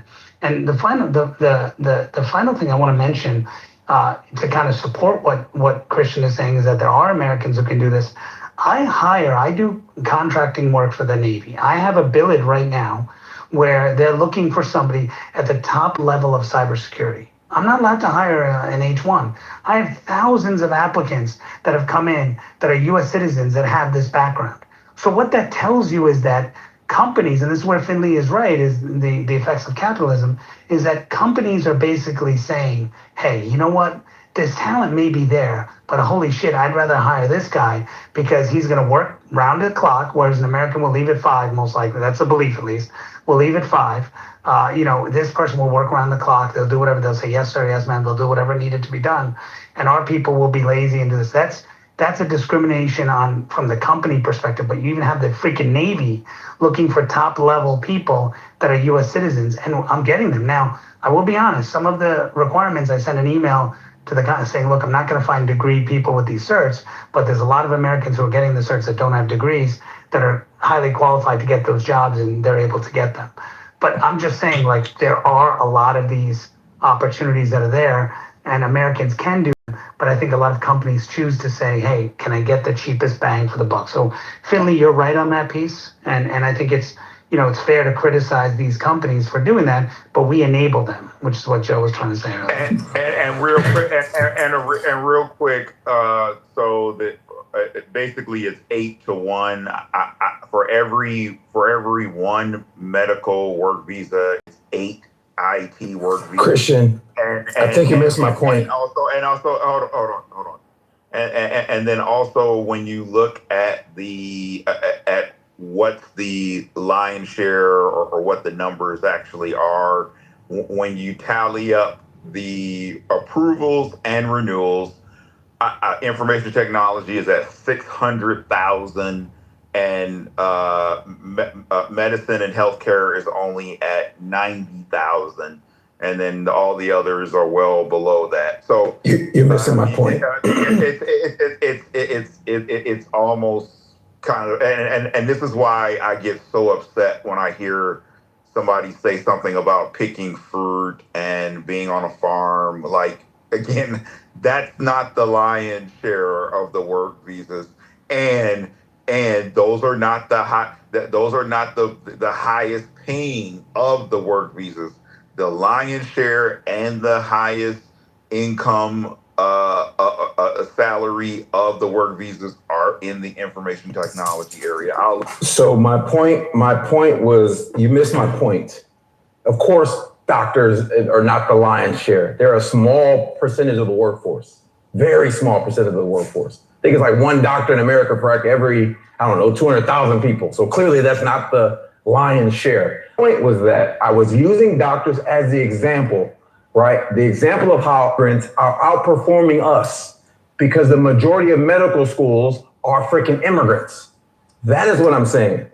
Because we argue that we argue on both ends of the spectrum. On one end of the spectrum, we say that these migrants are taking the jobs that Americans can do, knowing Americans ain't gonna pick no freaking fruit. They're not gonna freaking do it. They ain't gonna do it. Marshall brought the $35 an hour. There's a guy here in Florida that owns a strawberry farm, very large strawberry farm in here, and he's paying in freaking Central Florida for a service job, $25 an hour is a lot of freaking money. He's paying $25 an hour, and he had to freaking go the visa route to get people to do those jobs because Americans weren't lining up to do them. That's the point. And then on the higher end, right, which you do need the qualifications, like we're arguing on those jobs too, because they're outperforming us. I made the argument earlier that generally speaking, right, I know that they're undercutting because that's a true point. I'm not going to say this is not, that they're undercutting us by not giving them benefits. But if you go education for education, on average, those immigrants are more educated than us and more qualified on average. Hold on. I got to stop this misinformation. This is a simple question you can ask Grok. Is a majority of U.S. medical school students immigrant students? And Grok's coming back saying, no, it's not even close. The non-U.S. citizen and non-permanent resident candidate category only accounts for about 1.4% of the total U.S. Medical doctor enrollment. So where are you getting this belief? Do you mean children of immigrants? Is that what you're getting at? No. He's saying immigrant students. No, we're talking about in the case of someone like, I don't know. Do you have a source, Joe, for where you're getting your data? The Association of American Medical Colleges. Yeah. AMA. I will. So, yeah, I'll post it right here. This is 2023. Okay. Posted down here in the bottom. There you go. Pretty simple. So look, what you're saying right now is just a platitude. It's a talking point. It's political rhetoric. It's BS. It's not true that a majority of the medical doctor students are immigrants. I'm gonna post my source. Why do you hate America so much, Mr. Finley? Why do you? I don't hate America. What the hell are you saying? My father's a freaking Vietnam vet. What the hell are you talking about? My grandfather fought in Korea. What the hell are you talking about? I wanted to go to the Air Force to become a pilot. I don't hate this country. That's just silly. That's like saying my cousin that's a criminal that does criminal things and I criticize him for being bad. I hate him. No, I hate what he does. Yeah, that's a crazy allegation. That is a silly allegation. And if our country went to war, I'm not the first one to sign up. What the hell are you talking about? You talk about American citizens as if they're dogs. I'm not talking about American citizens. I'm talking about the systems that we have created. I said K through 12 is trash. It is a trash system. And I'm talking about the dumb arguments that we make. We argue that the low wage jobs, Americans don't want to do them. They don't. That's a fact. That's not me hating this country. And we aren't competitive in STEM. We're just not. That is a fact. I posted it. I'm gonna find. I didn't pull that stat out of my behind. Residents. This is total USMD. I'm not. If I'm wrong, I'm man enough to say that I'm wrong. If I'm wrong, I'm man enough to say I'm wrong. But I didn't pull that stat out of my behind. I certainly read that somewhere. I make stuff up. Yeah. Well, I don't know. I'm calling it out. This was a. I just said if I'm wrong, I'm wrong. I'm gonna find my source and I'm gonna post it. I have no problem admitting when I'm wrong. It's been one of your pillar talking points. I'll say it again. I'll say it again, Joe. Joe, I'll say it again, Joe. I'll say it again, Joe. Just if say I'm I'm wrong, I'm wrong, right? But I'm gonna find the source that I'm quoting from because I didn't pull that out of my behind. I'm not gonna sit there and make a argument off of nothing. And why is it? This is the Joe, one question. Why is it your knee-jerk reaction to ask him why he hates this country? He just was presenting facts. He's just remaining objective. Why do you take that as hate for this country?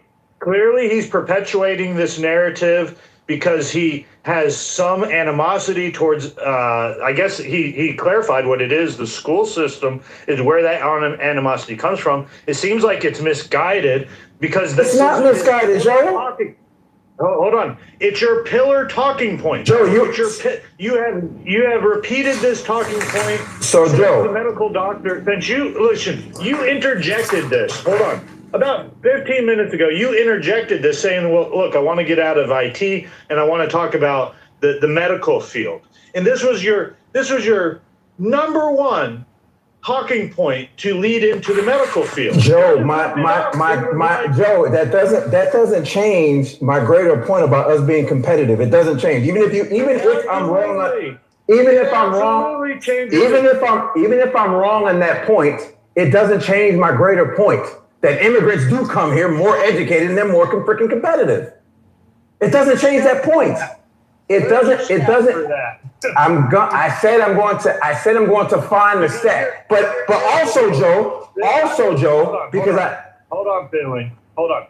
Listen, we listened to I Don't Know up here say that Americans can go pretty much largely. Hold on 1 second, Joe. Hold on, my wife's calling me. Hold on 1 second, Joe. No, I'm going to keep making my point. No, I'm saying keep making your point. I don't want you to think I'm ignoring you. It's cool, man. I don't take it any personal. I think you're a genuine guy, Mr. Finley. Glad to have you here. Look. Face it, nobody lands on Clubhouse better than Mr. Finley. Well, he uses talking points that are the joke. He's a pilot. His ultimate narrative, and that's what I want to try and get to here, because I Don't Know tells us, and I don't know if she's right or not, but I don't know, Americans Joe. I just love America. It would be sad for me. Hold on, I don't know. Yeah, I'm talking to you. I don't know. You made it clear about an hour ago. Look, if you're going to interrupt, Moose, I'm just going to move you down. Okay. So I don't know. You made it clear that Americans can pretty much write their ticket wherever they want to go, right? Yeah. However, Indians cannot. In this country, Indians have. Okay, so we can't have it both ways with this narrative. This is a hypocrisy in the narrative. How can Americans be the dumbest people on earth that we can't get into college and we can't work in STEM fields? So we have to bring in all these immigrants, and at the same time, also be able to write our ticket anywhere in the world. But we have the best colleges in the world. They come to us to go to our Harvards and Penns and Yales and Columbias, you know? For how long? More?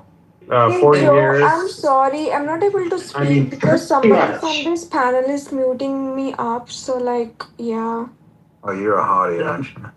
Pass the mic. Look at all the Chinese. All the Chinese, they come to America to go to our colleges. World with certain that other people. So that's true, and it's also true that you've been dealing with this thing for the whole existence of the country, and in fact, I was really stunned when that thing was brought up about that executive order King brought up. I never knew about that. And I went and looked it up, and actually Trump rightfully intensified the attention to a law that was passed by Congress in 1990 where that was first established. So apparently both parties actually do agree with the fact that there needs to be parity in the incentives. That's very, very smart. But if you do have a shortage in an area of the economy, anytime you do, why wouldn't you legitimately encourage to bring talent to the country? Like, you don't think you can afford that, absorb that? Like, you make it sound like you're just kind of running out of everything. And you're just, like you said, I think you used the word inundated, right? Like, in the case of nursing, or we brought up, healthcare, you say, oh, it can be more in IT than whatever it is. But shouldn't you just use like whatever sector that's important to human life? If you have not yet been able to do it with homegrown, then why wouldn't you encourage that in the rest of the world? I can tell you, because of America's change in attitude of this, other countries are benefiting. Canada, Europe are definitely benefiting on talent going, wow, we're like, I don't know, going, I guess we're not wanted here, so we'll just go elsewhere. I think that talent is an economic asset to those countries that America's losing out on. Yeah, but what if their cultures don't assimilate with Western American values? Well, I can see. Hey, I do. I love Christmas. I love Thanksgiving. I love the turkey stuff and all. I love American culture. I do assimilate. Hollywood, guys, like American culture is the world's culture. Well, Christmas is not just American. That's like Christian. Somebody tell me what American culture is. Whoever is muting me, can you just remove me from That's this a very room? good question. I want somebody to tell me what American culture is. Football. Kid Rock. So you got in the football to be an American culture? A cowboy. Pizza. Okay, and the freaking Cheeseburgers. Steak. Hot dogs. Yeah. yeah, there And and mashed potatoes. hot dogs. And, that's American culture. A NASCAR race. And being NASCAR racing. and let Okay, so the Amish aren't Americans. Yeah, but they're Americans, but they're not really America. Hold on. But they're Americans. Technically, yes, they're Americans, but camping. they're not part of America. Finley, this is disingenuous. What's disingenuous? To act like everyone has to you got to mute when you're not. Oh, my fault. You have background. Yeah. It's disingenuous to lead people down this path that says, what's American culture? And if everyone doesn't participate in that cultural piece, then that's not American culture or that's ultimately where your narrative's going with this. No, that's not what I'm saying. I'm saying I'm making an argument you don't have to participate. Hold on. Just because eating hamburgers and hot dogs, for 4th of July picnics, things like that is American culture. But there are vegetarians that don't eat hamburgers. Okay, so it doesn't mean that's not part of our culture. No, I'm saying, well, I don't. I'm making the argument that not everybody participates in that. Is my argument, and that you don't have to participate in these. And nobody disagrees with you. I'm saying towards the red, white, and blue. I'm saying those people don't have to participate in those things to be American culture. That's what I'm arguing. That if you come here, you don't have to assimilate. That's my argument. What? You just have to come here, obey the laws of the Constitution. That's it. That's my argument. No, that's not. That's assimilating. Go to Canada for that. Obeying the laws and the Constitution. Go to Canada. Yeah, you're assimilating to the American laws and regulations. Right. I am saying you don't have to assimilate to the culture so long as you adhere to the laws and the Constitution. Go hang out with Ilhan Omar. I don't know why you're yelling at random stuff, but I am saying that I don't have to eat hot dogs and participate in all the American cultural stuff. I am saying so long as you adhere to the Constitution. You don't have to obey the Constitution.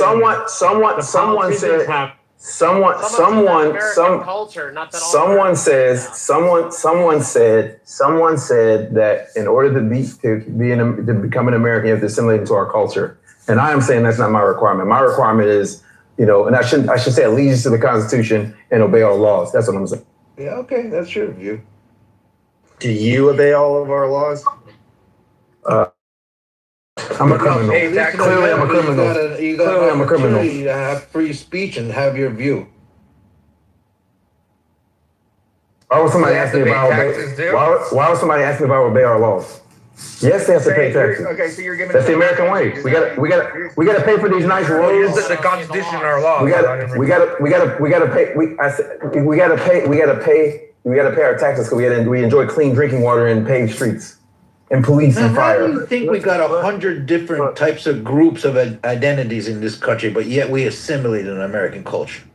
We haven't really assimilated American culture. There's a greater culture that wants civil war with 100 different groups of people. because people have decided that we can live together under one set of laws. Mr. Finley, let me ask you a question in regards to non-assimilation. Would you be willing to assimilate to a city that has changed their ordinances, their sound ordinances, to allow for the 5 prayers for the Muslims, that when they sound off their horns, When they ring bells? When they ring the bells, are you willing to? I don't know that would bother me 5 times a day. Ringing a bell for how long? Right now. How long do they ring the bells? The city of. I'm asking a question. How long do they ring the bells? They don't ring a bell. They sound a horn. How long do they sound the horn? Sound music. I don't know why you're being uppity right now. Yeah, but see, that's what we're talking about. Yeah. So would you assimilate? Because right now the city of Minneapolis has already ushered that in.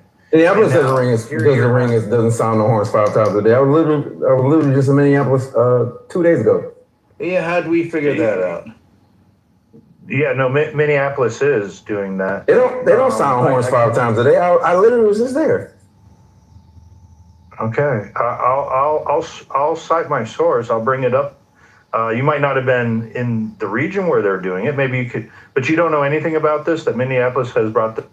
Even if they did, if that's what the locals voted in, why should I object? Isn't that local control? I didn't like the fact that frickin' the city of Milwaukee, where I used to live, had frickin' one-sided parking. You had to switch to frickin' parking. I hated that, so I moved. Just Google Patterson, New Jersey. Michigan. He said Minneapolis. Michigan. Yeah, but I'm giving you another example. Okay, if the locals voted for it, why should I object? They don't have liquor in my small hometown. The police, when I in my small in that hometown, city wear a flag of another country. That's what I'm wondering. Or should they in wear my an American flag on their police uniform? in my small hometown, you couldn't buy liquor on Sundays. Should the American police department in an American city wear another country's flag on their police uniform, or should they wear the United States of America flag? They do wear the United States of America flag on the uniform. No, they don't. Yes, they do. All right, you want me to show you pictures? Show me a department with the American flag. Plenty of evidence. Show me the internet. Show me what department in which is the United States flag not? New Jersey. I'm gonna look it up.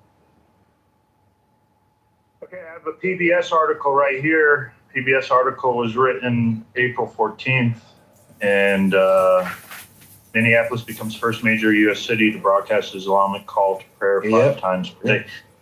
This is the difficulty when you're trying to have these conversations with people on the left, is that I'm not on the left. Why do you do that? Let him. Why you do that label thing? What, you want to not give him his free?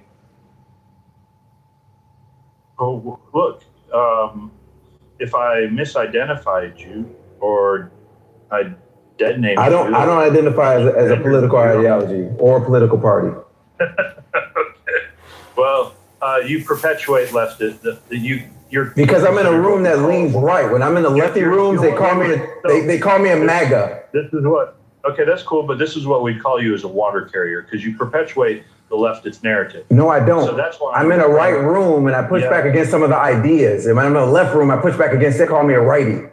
I don't think that anybody should be all of one thing. So that's when you were perpetuating the narrative that a majority of the medical students are immigrant American civilians. I wasn't perpetuating that narrative. I was perpetuating the narrative that we're being outcompeted by foreigners. That's the narrative I'm perpetuating. No, but you used that. Yes, and if that fact is incorrect, I will yield to that fact. It doesn't change my narrative. That's a left wing. It's not a left wing talking point. No lefty told me that. I read that somewhere.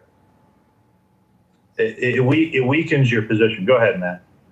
I'm saying y'all, this is what people do. This is what drives me crazy about politics. People believe that if you object to one of their points, or if you object to their points, that you are automatically on the other side. That is a terrible way of freaking thinking. But when that point is on the other side, that's the problem. It's why the culture wars win so easily, because all your side has to do is come up with a culture war that will lather you up, and you will go out and rightfully vote for a dumb candidate. Both sides do it. It's just silly. You can certainly have two different thoughts that are on both sides of the aisle. This is why I love Alaska so much. They are both freaking pro-choice and they're freaking pro-Second Amendment. You know why? Because they have freaking common sense in that state. I think the issue though, Mr. Finley, is that your points are wrong when you're that one data point might have been wrong, Joe, and you're gonna beat me about the head with it. No, I just listed another one. I wanted to go into. I said I was just in Minneapolis and I didn't observe that. Okay, I'm really annoyed, Mr. Finley. You keep interrupting Joe. You don't even let him finish a sentence, and I think it's because you're like. If Joe objects to my interruptions, then he will tell me. Okay, so shut I've up. been. Well, Anne's a mod. Actually, you're in the room with us, and I didn't know Anne was a mod. I didn't catch that. My apologies. So other people Yeah, are but also. look. I want to try and bring it back.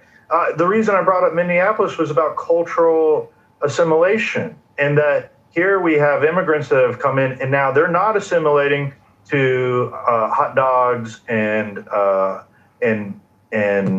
cheeseburgers on 4th of July picnics, or even Christmas, like I don't know is doing. How much she loves our Christmas season here in America. But I look, used to celebrate Christmas back in India as well. I used to go to churches and light candles. So yeah. that's wonderful. That's wonderful. Glad. Beautiful. Yeah, glad. So, I'm sorry. Like, I don't know. Maybe there are some churches in US, but in Michigan, I have never found a church where I can actually go do some confession in the confession box and light some candles. Because here it's just like you can go to the church, pray, like, and then just come back home. I want to actually feel the Jesus, you know. So you're looking for a Catholic church. See, I see why you confused her voice from mine. Hold on. And look, I'll pass it back. But look, I'll just be honest. I would be uncomfortable assimilating to Islam, having the broadcasting the Islamic call 5 times a day where I live. I'd be uncomfortable with that when we could prevent that as Americans. I don't know, but like I've had Christian friends all my life and used to go to churches, so it's like so common to me, like, you know, Thanksgiving, Christmas, 4th of July. So like it's just, I don't know, it's just not foreign to me, you know. Also, I missed the 4th of July church service. Also, I just looked it up. So they allow mosques to do a call to prayer. Where? Audibly in Minneapolis. I don't know why that's. I don't know that. I don't know why that's such a big deal. It's not like it's sponsored by the government. They're just saying mosques. You can ring the bell or sound a horn for a call to prayer. I'll respond. It was co-signed by the government because they had sound ordinances that were in place that they would not be able to blare it at that level. That they had to actually go in and change the sound ordinances laws to be able to do this. So this is being co-signed, and this is sound pollution that American citizens are going to have to deal with. Just like the Christian churches do. It's the same thing. Okay. What? Okay. So, yeah, that's what they try to do. They equate the church ringing bells as a justification for some guy to go and speech blah blah blah. It's the time of day. It's the time of 5 day. times at 3 a.m. in the morning. Please, for the love of God, give us some reason to win this country. Do not abuse freedom of religion. Do not abuse freedom of religion as a constitutional right. I don't know about you, but I don't want to hear some guy screaming into a microphone at 5 o'clock in the morning. I want to sleep at 5 o'clock in the morning. I don't want to hear people blasting music at 5 o'clock in the morning. I don't want to hear freaking freeway sounds at 5 o'clock in the morning, or high traffic on the road at 5 o'clock in the morning, or sirens at freaking 5 o'clock in the morning. I don't want to hear lawnmowers blast at 5 o'clock in the morning. None of that stuff. Okay, right? Then why can't they just do the call to prayer to their cell phones? Or Because that's what they choose to do. That's what, just like no different than my Baptist church ringing the bell. There we go, the bells again. Ringing the bell when it was time for freaking church. What's the difference? Did they ring the bell at 5 a.m.? That's the difference. It doesn't make a difference. If it's, you know what I'm saying? Yes, Listen. If we don't, you got to be quiet before 7 o'clock. It's not that. If they're limited. They're limited to number of times, and they're limited. They're freaking limited to it. I don't think it's that big of a deal, and I don't know if that's American culture. It is a big deal. I'm moving out of that town. I'm moving out of that town. Then you're free to do that. No. You're free to move out of that town. So if the call to prayer wakes up your crying baby at 5 o'clock in the morning, and then you have to get up. A gunshot could wake up a baby at 5 in the morning, or a siren, or a siren, you don't have to live with it. or a siren could wake up, or a siren could wake up at 5 o'clock in the morning. Every once in a while, a fucking call to prayers every single fucking day. 5 o'clock. Actually, in some cities, sirens happen all the time. Are they scheduled? There's a reason. Or if you live near a freeway, it's loud all the time. Unless you have one of those sound barriers. So there's a reason why we have noise pollution laws. You realize that, mister, right? Say what? I think you can call it. We have noise pollution laws. You know that, right? You know how often those noise pollution laws are enforced? You know often cops write tickets for noise pollution laws? You realize it's rare. You just can't go like blazing music all over the place in a neighborhood. Yes, the hell you can. Those are rarely enforced. It's rarely enforced. Cite and release misdemeanor. Cite and release. Blazing music in a neighborhood. You're gonna get a noise pollution violation, buddy. Yeah, okay. It depends on the decimals. Wait, hold up. It depends on the decimals. And where you are. He's saying there's no law on it. I didn't say there was no law. I said it was barely enforced. He's a fucking idiot. I didn't say there were no laws. I said it's barely enforced. You said you could do that. You said you could just do that. Like there's no. My point is that it's not enforced. That's my point. There's laws against jaywalking. How many people get jaywalking tickets? They're getting them. They're not. Yeah, they actually are. Show me a city where they write a lot of jaywalking tickets. Mr. Finley, this is ignorance at its finest. For you to say that I jaywalked 6 times during this conversation. No ticket.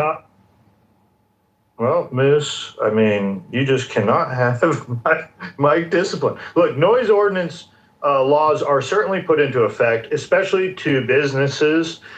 Say a bar that music. Bars in certain neighborhoods, if they're a neighborhood bar and they have live music, they have to cut off at 9 or 10 p.m. There's many noise ordinances that are enforced all across America, all through many communities with different types of noise ordinances. Just because someone doesn't break it all the time doesn't mean that it's not enforced. It's definitely enforced. Joe. And so can I just a question? What's the big deal if there are already noise ordinances? What do we care? Like you said, it's a local issue, right? So if it's going on, because you have non-Muslims let me in finish those my cities sentence. and I haven't towns. spoken very much. So let me finish my question. Why not just enforce the ones you have, as Joe was just saying? And if you don't have sufficient ones, you make new ones. What's the big deal? Muslims took over positions in the power of government in these areas to change the noise ordinance laws a few years ago to now be able to have the call of prayer 5 times a day blasted over their speakers. That's literally what happened. They're forcing Americans to assimilate to their cult. They're not forcing them to assimilate. They went through the legislative process and got the law changed. Is that not American? Wait, Joe. Which states are you talking about? Which Minneapolis, Minnesota. Minneapolis. I got it posted at the top, Char. Come on, Ray. It's right there. There's a link. Minneapolis. Smart there. Oh, my bad. But they literally followed the law, used our laws, and got the law changed. We do it all the time. Go back to chillism.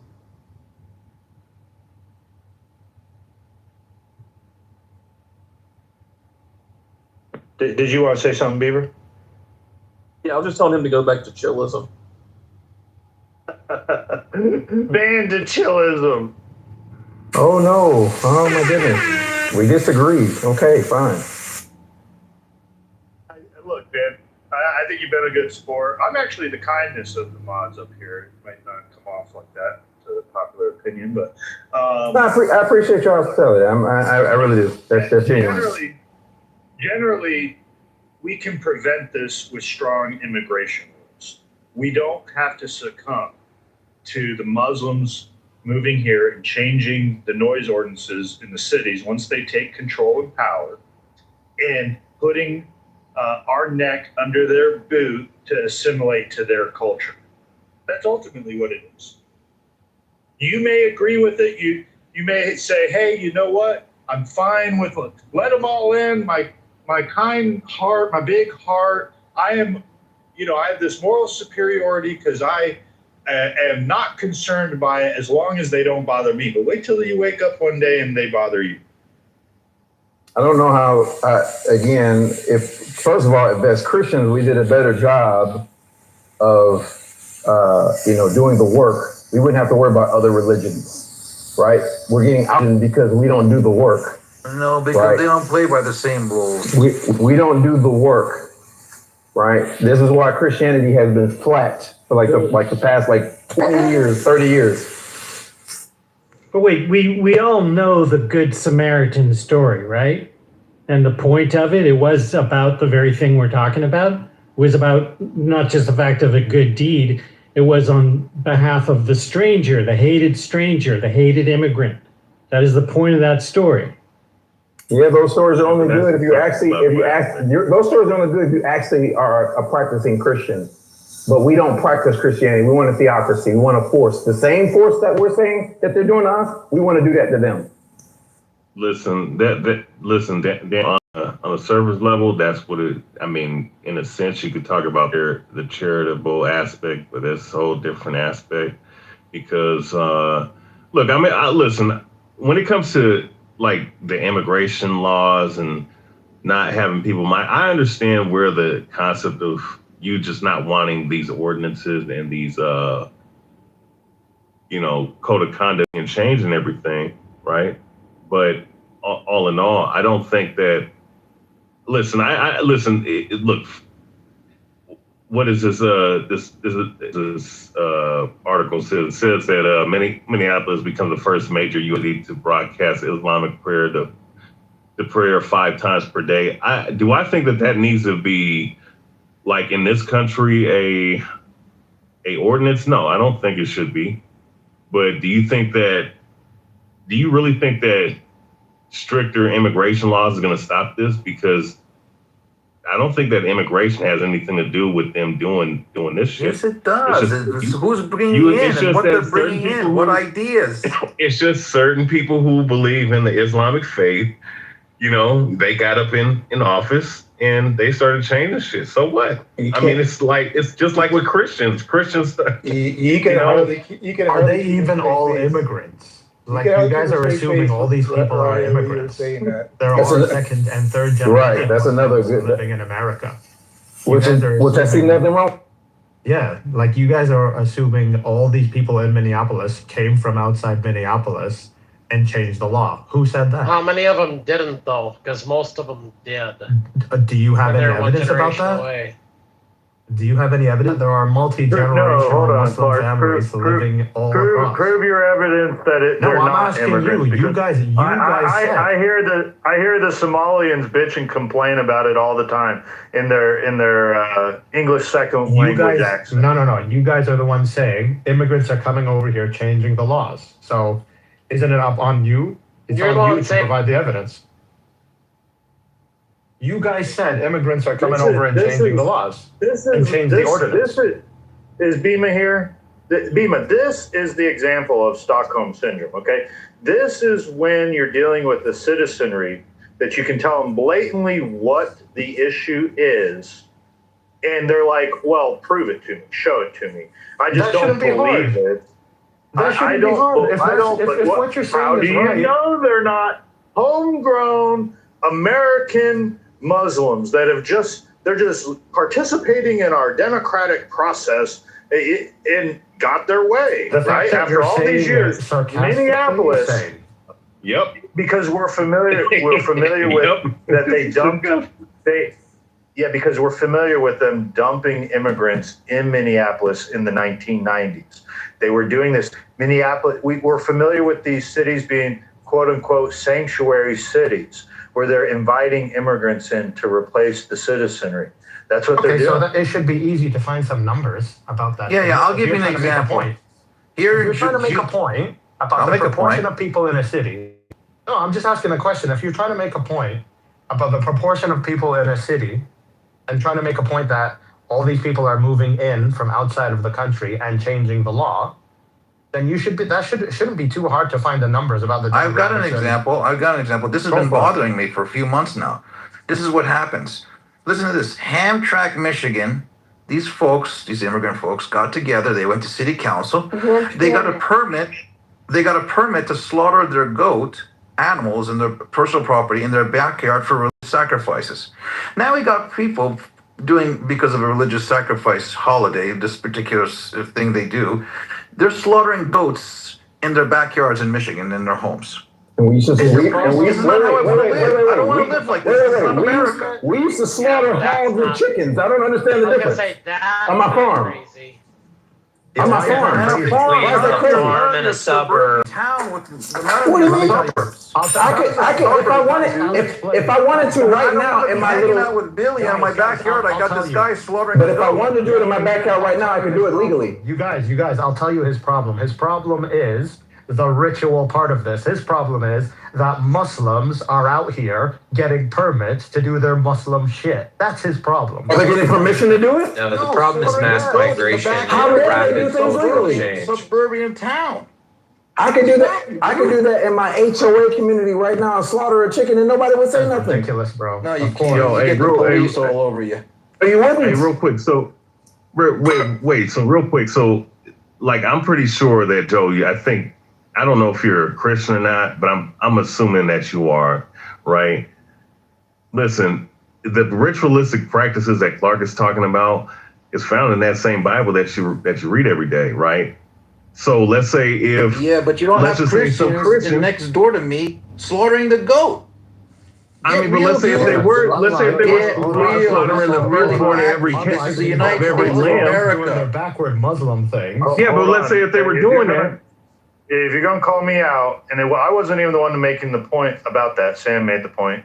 But listen, it's very clear in the Bible about that we have nations. And to have nations, we have to have borders. And we need to regulate those borders. To hold against me my Christian faith, and that I'm supposed to just roll over and let immigrants in here without any sort of regulation to it, it becomes invasion. Joe, who is advocating no borders? You're creating a strong man every time you talk. Not at all. That would be the borderless society. The borderless. Who's arguing for that, Joe? Who's arguing for George Soros. In this room. Who's arguing for that? You're arguing. Hold on, Clark. You're arguing logical fallacies right now. To demand statistics when I'm citing that's a logical fallacy. To ask information for evidence. What are you talking about, dude? No, so demand that I have to back every point I make with statistics, or just say you're now moving the goalposts when I clearly cited George Soros's Open Society Foundation. That's not evidence. I didn't ask for evidence. I didn't ask about that. Okay. You were making a point about demographics. You must struggle with political discussion. Right? Are you new to this? I think everybody listening can see what you're struggling with here, dude. George Soros is. You're just interrupting me. So George Soros is one of the largest funders of Democrat policies. He is advocating for having an open border.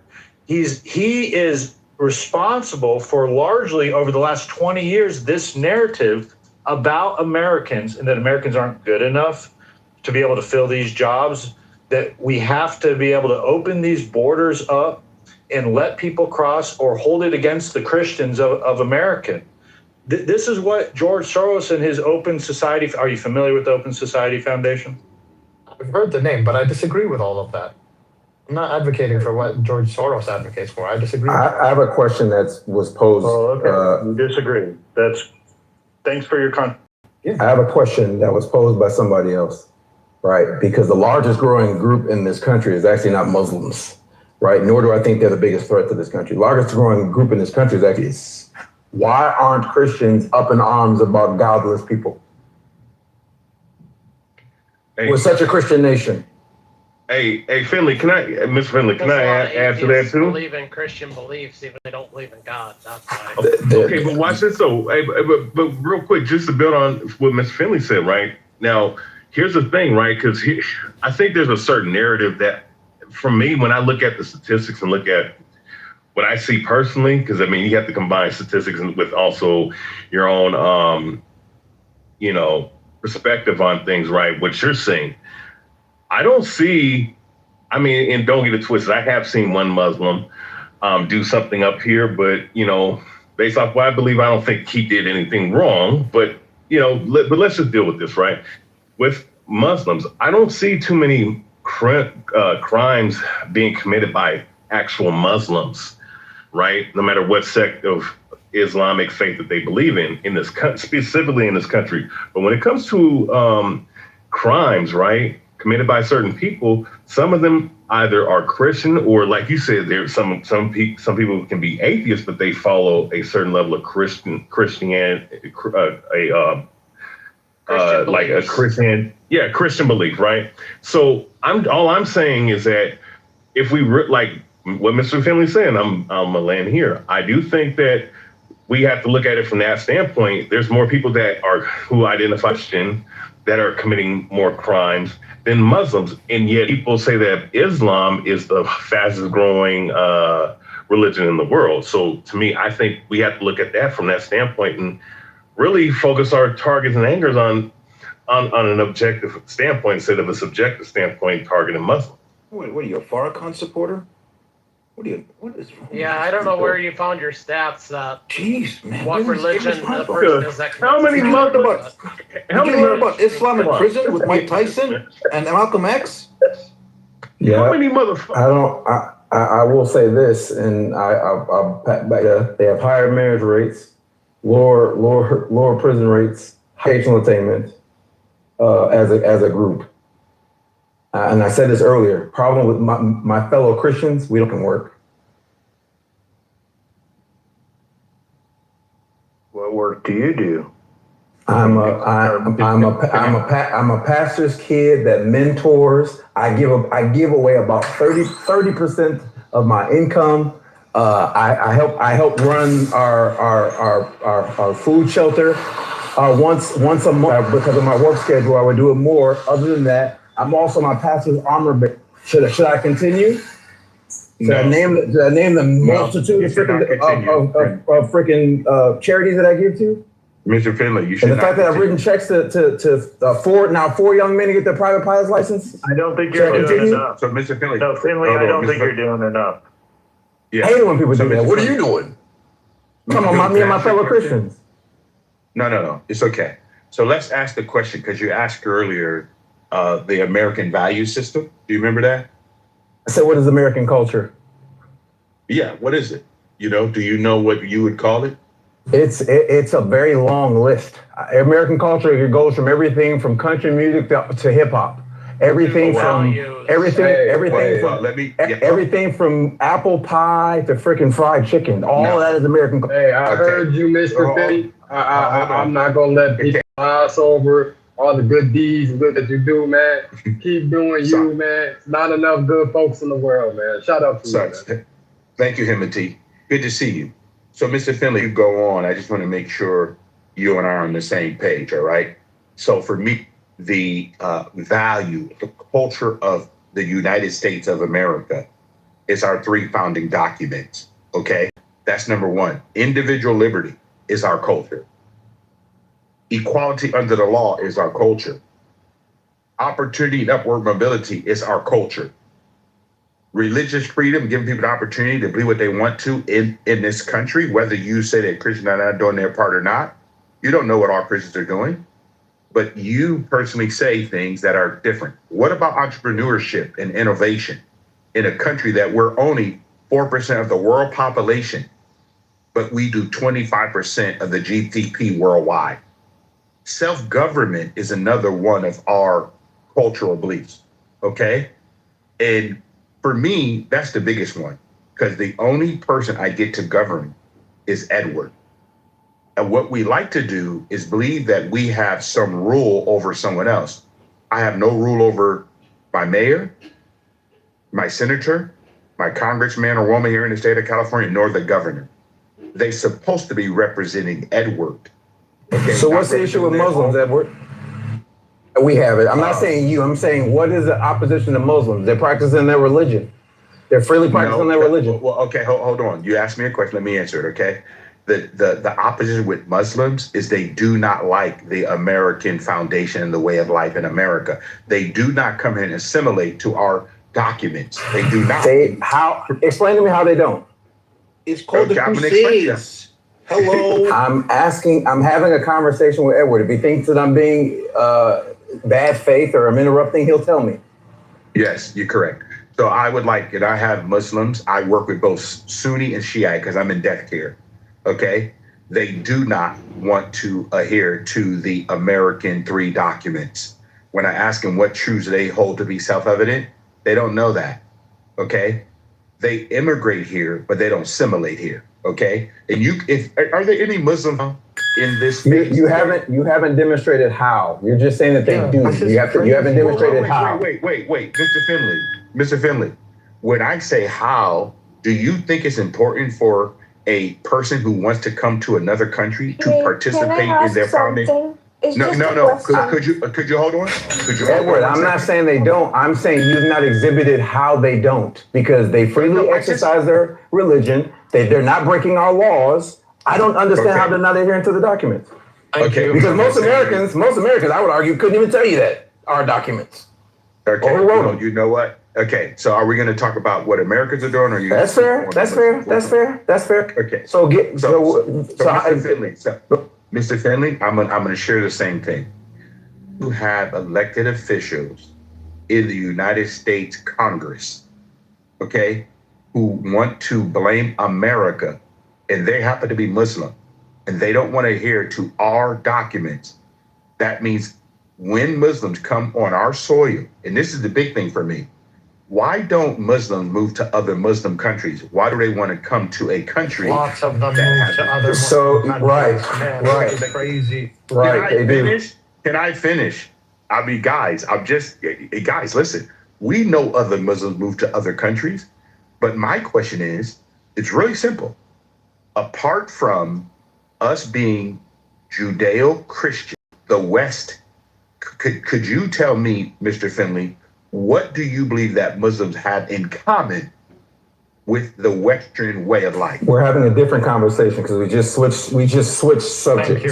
Different conversation. We're having a different conversation. I said, demonstrate to me how they don't adhere to the documents that you named. Now you're asking me why. Now you're asking me why they moved to America for the same reason that many people moved to America: the freedom to practice your own religion, the freedom.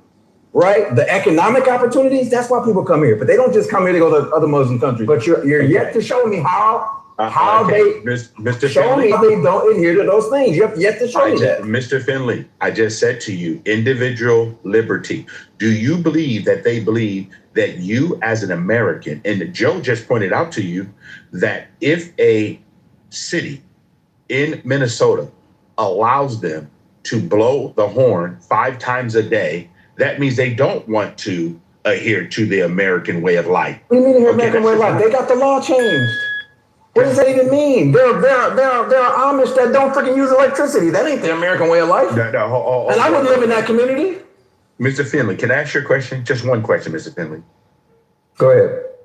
What truths do you hold to be self-evident? We're switching the subject. My question to you was... I'm asking a different question. I already gave you a question. I don't want to quote... I do not need to quote our founding documents respectfully. The challenge was on you to show me how Muslims to American way of life. And you have yet to demonstrate this or adhere to our founding documents. You have yet to this. You're switching the conversation. No, I'm not, Mr. Finley. Mr. Finley, I'm going to say this again.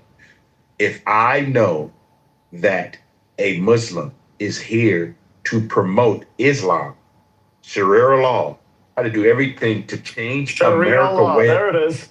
They're not promoting Sharia law in America. Oh my God. Mr. Finley. Of course they are. I just want to, no, hold on. No, Mr. they Finley. are not. Yes, they are. They are. They get around. I'll say you guys. I got Is your evidence that they've got 5 times a day? Is that what you think Sharia law is? About 5 times a day? Because it's not. No. Okay, Daniel, thank you. It's part of it. I don't know. It's not part of Sharia law. Yes, it is. Jews pray like 4 or 5 times a day, and so do some Christians.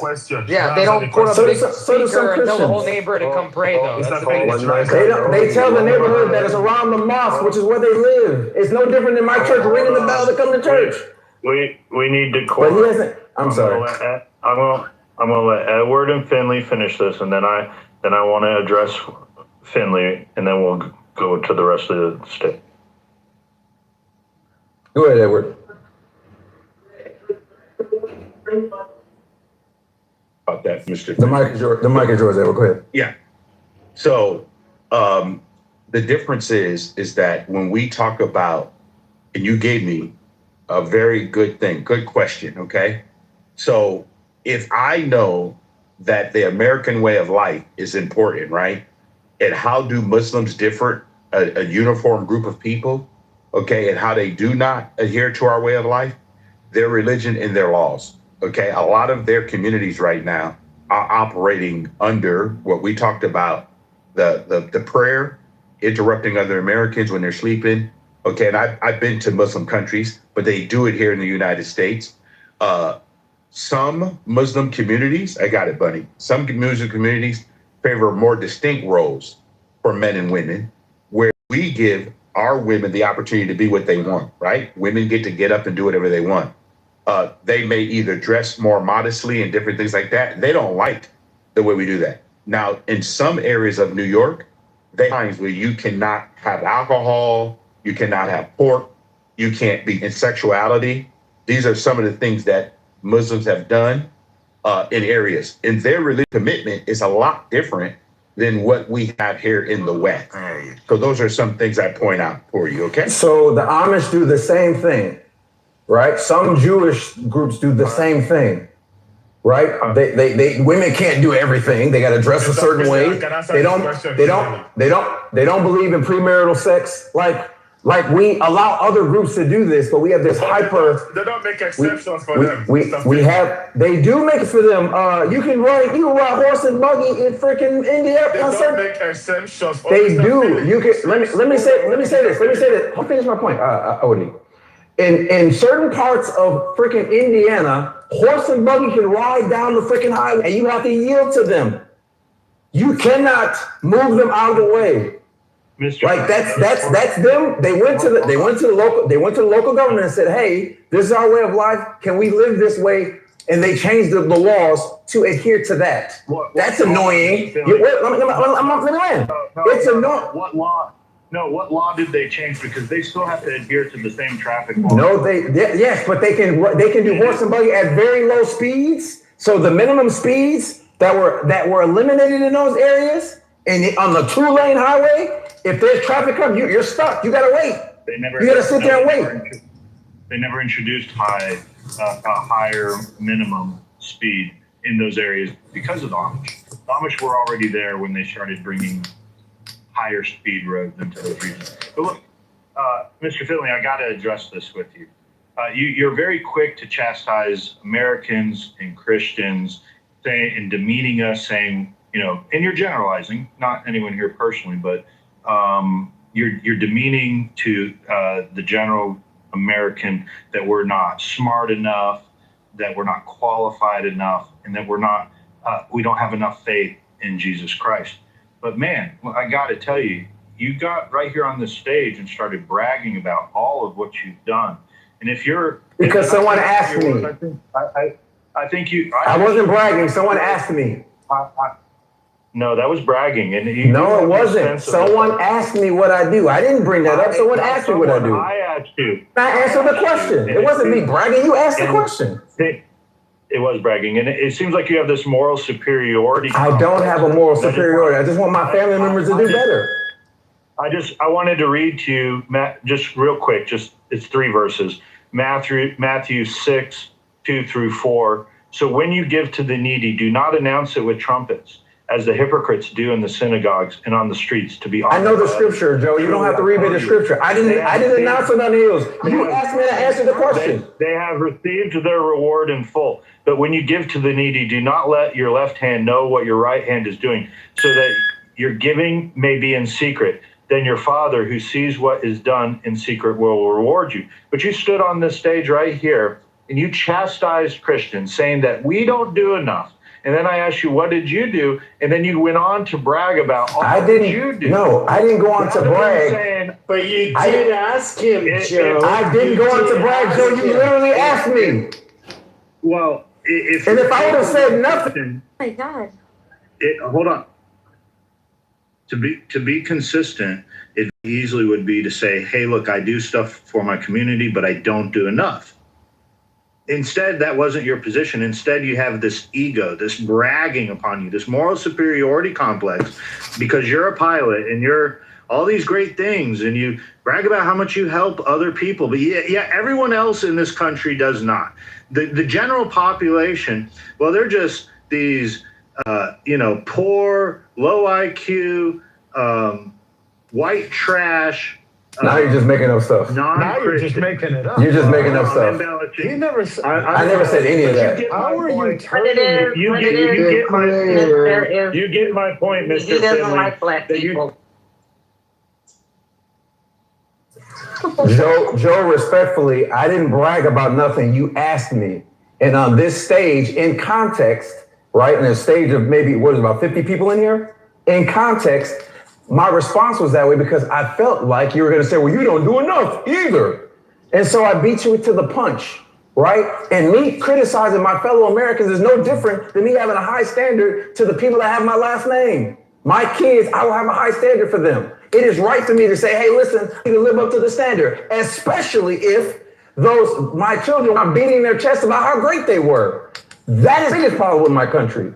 It's okay. It'd be okay if my country, but no, we say we're the greatest country in the world. We say we're the light on the hill. We say that. We say that.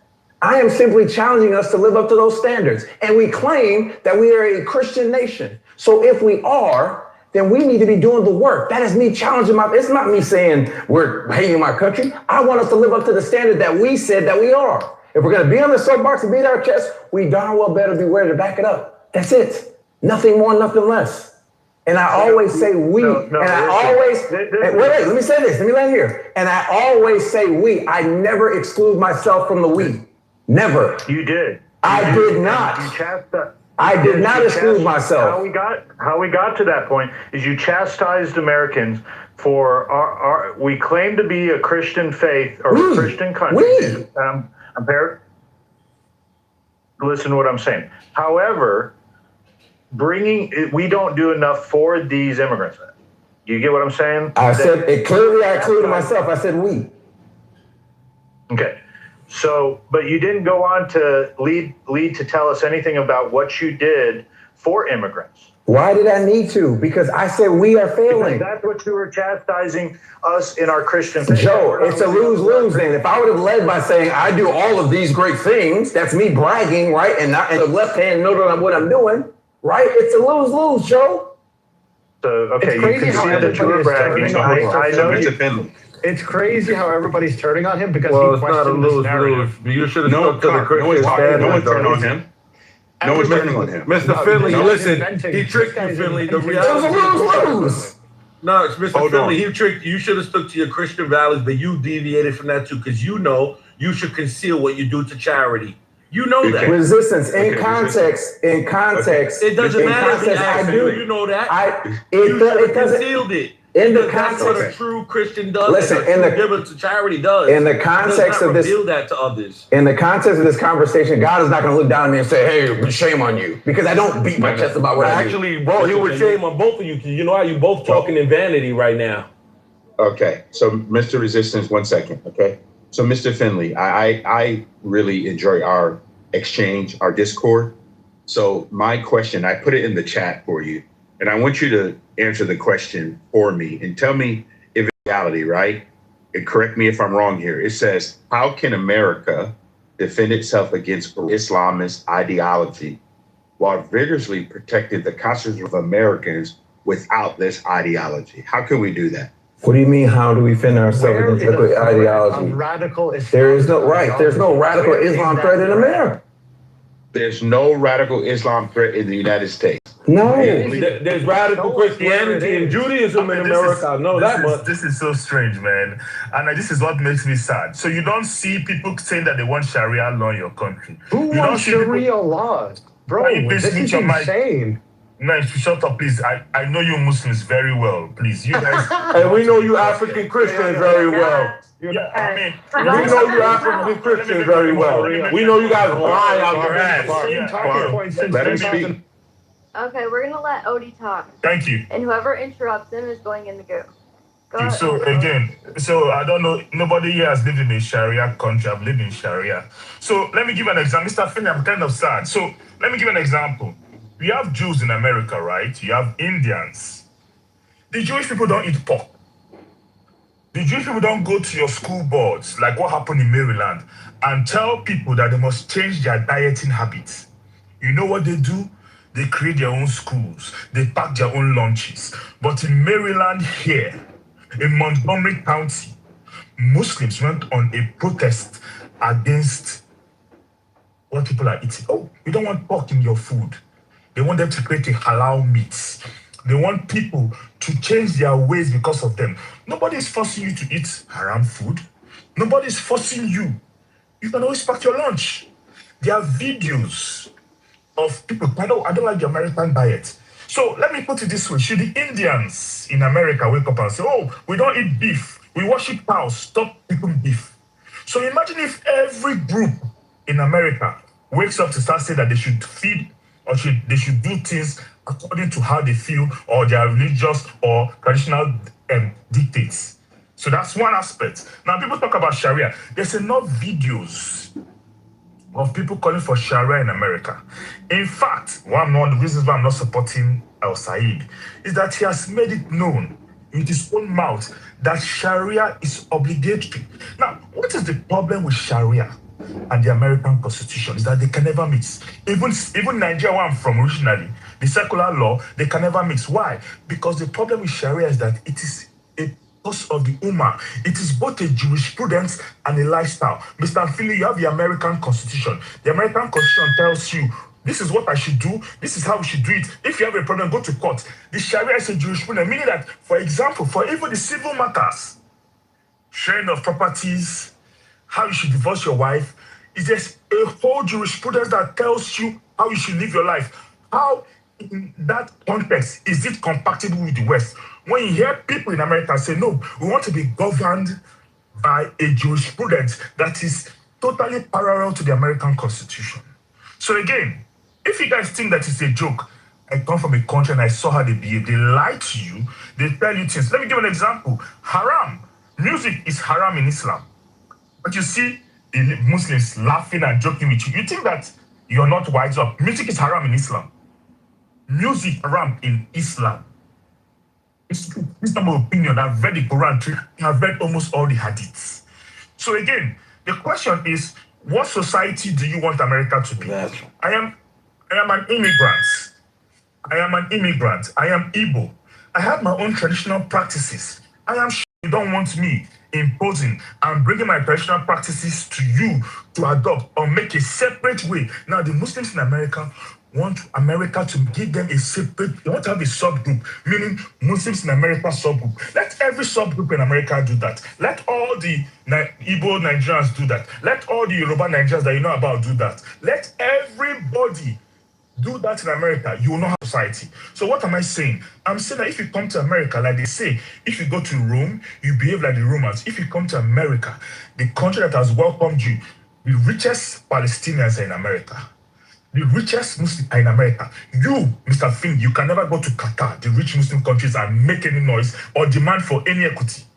But they do it in America. So I give America its props. So if you feel that there's no influence or there's nothing going on, if there's anything I'm going to be right on, and I've told people that call me Islamophobe, on the Islam issue, I'll be right. In 5 years, I will remind all of you people of what we're saying. Thank you very much. So, Odie, I haven't spoken. Can I speak then? I can wait. Go ahead. I can wait. Thank you. I just wanted to bar. I won't even be long. I'll give it to you, Philly, because I know you're the focal point of the room right now. For some reason. All right, now let me educate this African man that knows nothing of not only the America and the founding fathers, or definitely knows nothing about Islam. Or he's just a liar, which I'm pretty sure he is. First of all, in Islam, it is the law in the Sharia for the Muslims, according to the Holy Prophet, may peace and blessings be upon him, that a Muslim who lives in any land is to abide by that land's laws. So according to the Sharia, Muslims, whether they're in America, whether they're in Europe, they cannot impose the Sharia in that law. They must follow the law's land. That's what Islam teaches. That's number one. Number two, I know he didn't know this because he's typical dumb black guy. African. Thomas Jefferson, one of our founding fathers of America. Go read for once, sir. Go read up some history. Not only had 2 Qurans in the White House, but when they were constructing the Constitution and many laws in the first 13, Thomas Jefferson referred to the Quran and Islamic laws. Sharia law is compatible with America because just like a thief here shouldn't be stealing, it is the same in Islam. This is where they got some of these laws from because Islam was civilized far before the Western and the Europeans were. We had the science. We taught algebra and astrology. We're the ones who brought the mathematics. We're the ones who had running water and sewer systems in the 7th and 8th century, not America, not Europe. So once again, go educate yourself instead of being here and being a typical liar. And last point, in America, go look this up yourself. In America, in most public schools, because see, Muslims have private schools too. I don't think he knows that. They have their own Islamic schools, so yes, they can do what they want there. Their own dietary, their own curriculum, Quran, and then regular mathematics, whatever the case may be. But so do the Jews. And the Jews and the Muslims that do go to public schools, guess what? They all demand kosher there too. So stop being a liar and a hypocrite. These are things that all religious factions, especially ones that actually follow their rule, like the Christian and Catholic savages that practice homosexuality and eat pork even though they didn't do it. You guys have the issue, not the Muslims. The Muslims are fine with following the rules here. That's why we're here. You're just mad that we're taking over because we have more respect and more dignity and we actually do more work than you lying Christian mayor status in New York City for generations and did shit with it. The Mondani makes you look like the Christian scums in our land. There you go, folks. He got through the gates. I was going to ask Odie a question. No, hold on. Before you ask I can wait. Is it okay for me to go, Joe? Can I ask a question? Go ahead. No. Thank you. So resistance, it's kind of interesting. Instead of you attacking Odin's point, you decide to call everybody out of character. So I don't know if you know this, but there's major legislation right now in 32 different states here in the United States, right now in America, that's pushing back on all of these different opposing directions of Muslims in America. 32, okay? There's different measures that are being pushed because what they're trying to do is enforce their religious law into American Constitution, okay? So they pushed back. I got it, Daniel. Why don't you look it up, Daniel? No, they're not. Okay. That's stupid Texasism trying to put in laws that don't make sense. Because there is no constitutional amendments. Can I finish? You're talking about constitutional amendments. Do you know how the Constitution works? Clark, first of all, you got to understand, Clark, why would we need any? I don't know why you guys just let somebody just share, okay? There's major legislation being moved around, and we've considered this. Why? Because we got a lot of Because you a bitch. Got him. You didn't get me, but thanks. You got yourself. But it's kind of interesting. Why do you think these states are passing these laws?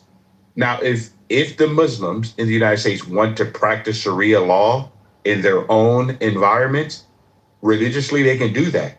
But the moment that they start to take this outside of their own group of people and try to put this in an American culture way, and they want to do it in our schools, in our laws. And some of you say, oh, they go to their own private schools. They don't all go to their own private schools.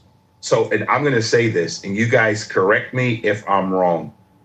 How many of us in this President Trump house, okay? Yes, we could talk facts, Daniel, because Daniel, I don't know if you like America or not, but if you believe that America should defend itself, both Islam is political. Yeah, you got it, 1,000%. I just ask us all this question.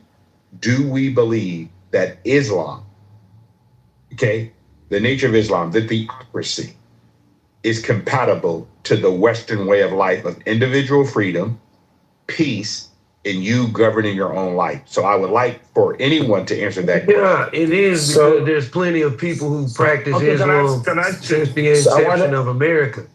So hold on, let me say this. There's people who have practiced Islam since the inception of America and have been here.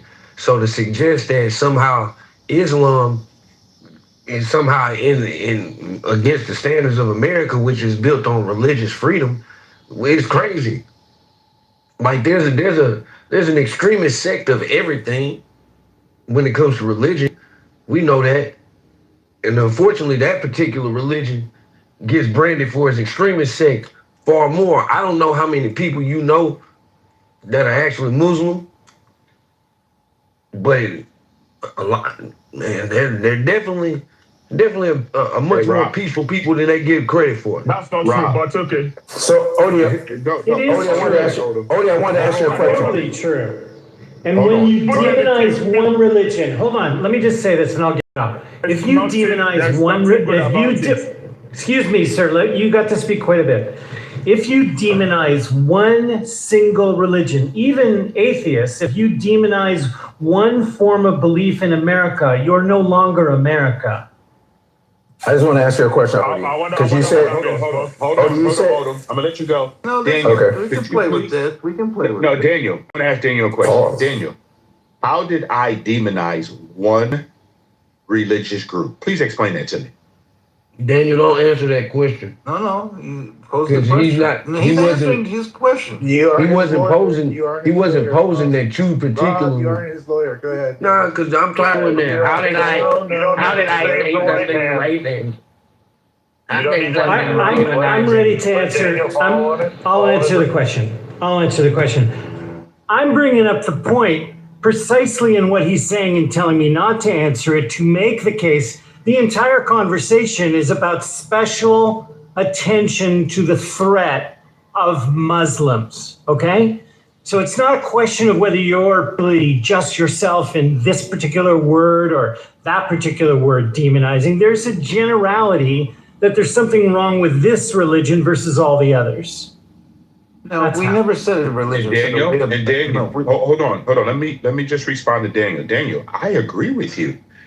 As an American, I have a right to point out any foreign or domestic thing that goes against our three documents. That's a lie. They don't allow you to do it for Israel. Why would they allow people who are? Can I finish? Why would they allow politicians? I want to honor you. Have a total right, Edward. I really respect Edward, and you do have a right to your opinions. I'm just commenting that from where I sit.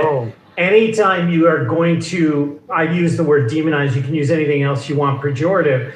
If you highlight a particular religion as a threat, I do not think you have the essence of America any longer. Okay, so Daniel. Also, Edward has yet to demonstrate to me how they're doing it. Way of life that we don't feel Can I finish? American. You guys got I let him land. Can Daniel and I have this exchange for one moment, please? Just one moment, guys. Okay, there's no awards here. No one's going to win any awards, okay?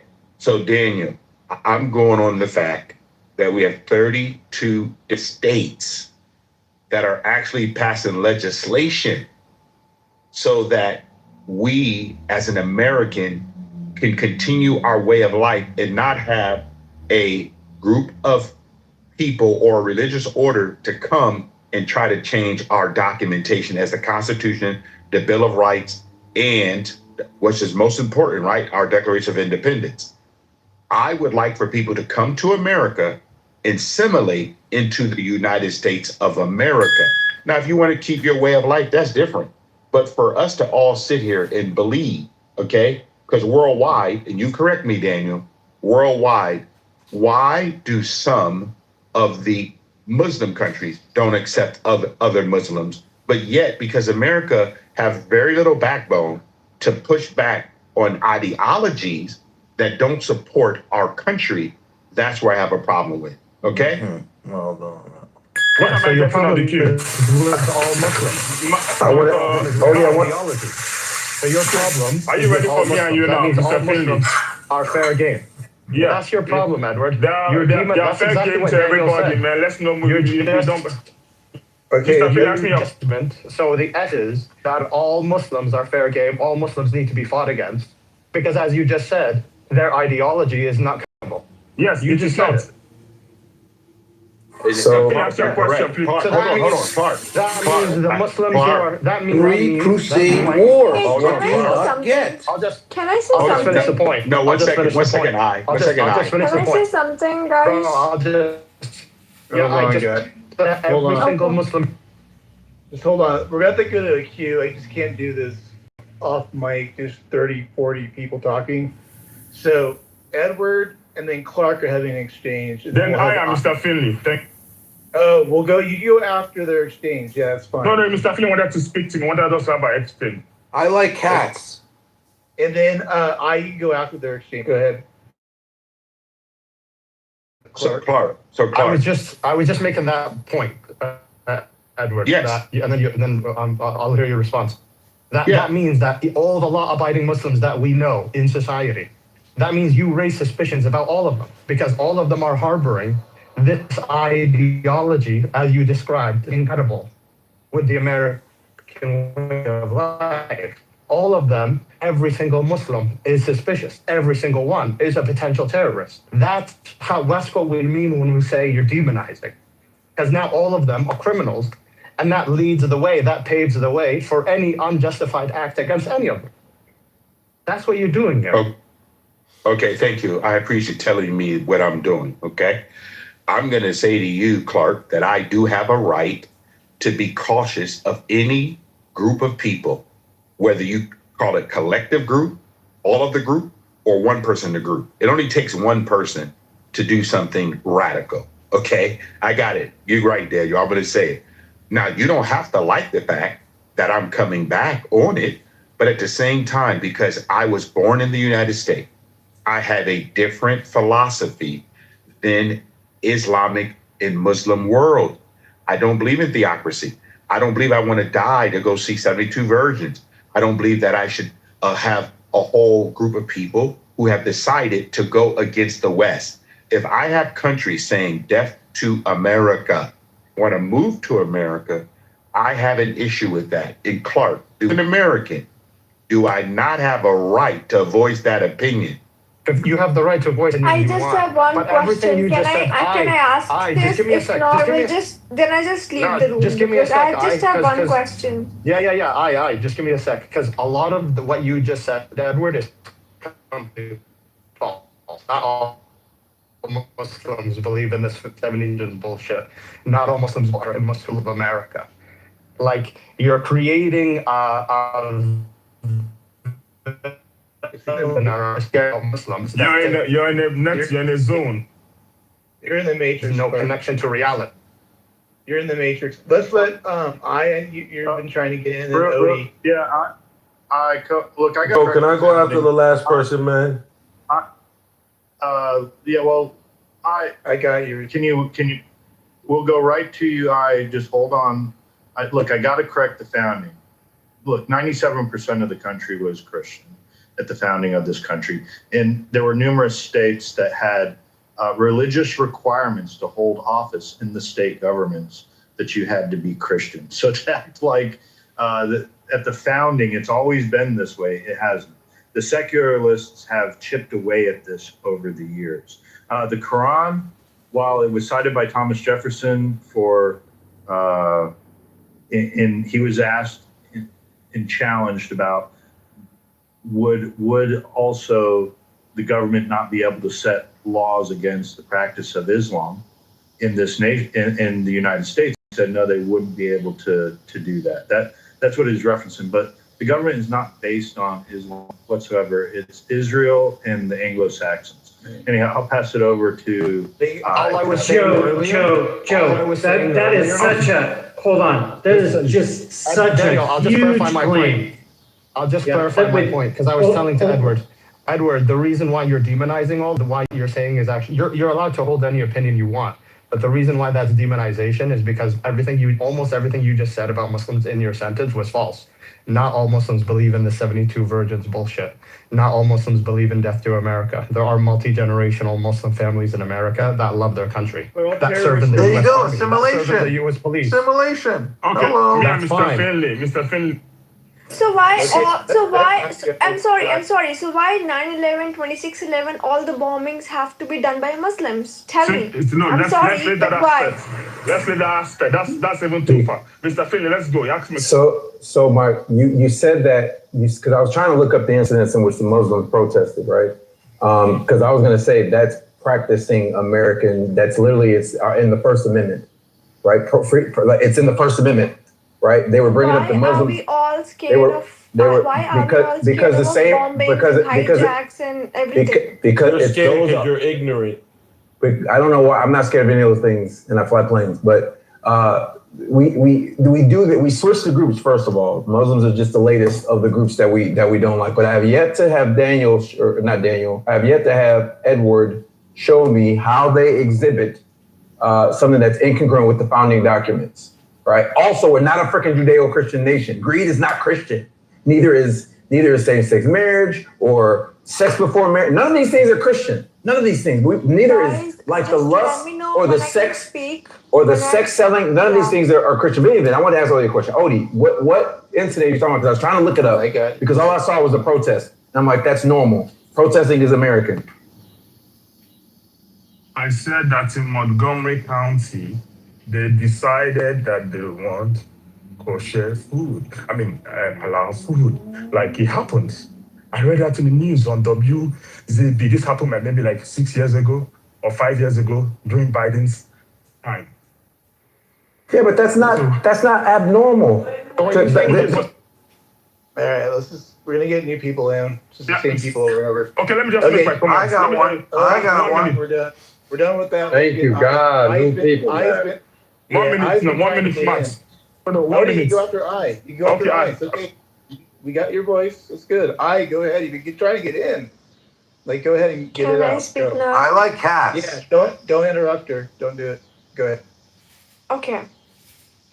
So, I know you guys don't know, but India and Pakistan were like a same country before 1947, and the Britishers ruled India for 200 years, and then, whatever, they just decided that India and Pakistan are gonna be two countries, separate countries, right? Since then, there has been Islamic invasion in our country where so like I'm a Hindu, I know, like most people don't know about it, but I'm not Islamist. So like Islamists come, they rape our women, they kill our women, they cut the wombs of a women who are pregnant, they take the fetus out of a womb and just throw it away and whatnot, okay? But I still feel there must be some Muslims, right? They are not like culprit or whatever. Fine. Now, I feel like India is, I don't know what's the reason, because I feel like if India had the power of US, it would fucking kill Pakistan. I don't know the reasons why India is not retaliating Pakistan, which is fine. I feel like amongst all the countries in the world, US citizens has the most power in their country. Why don't you guys tell the Trump or the prevailing government, stop fucking giving visas? Hindus, Muslims, Jews, whatever, just stop letting people come into our country. I just need answer for that. See, it's the same.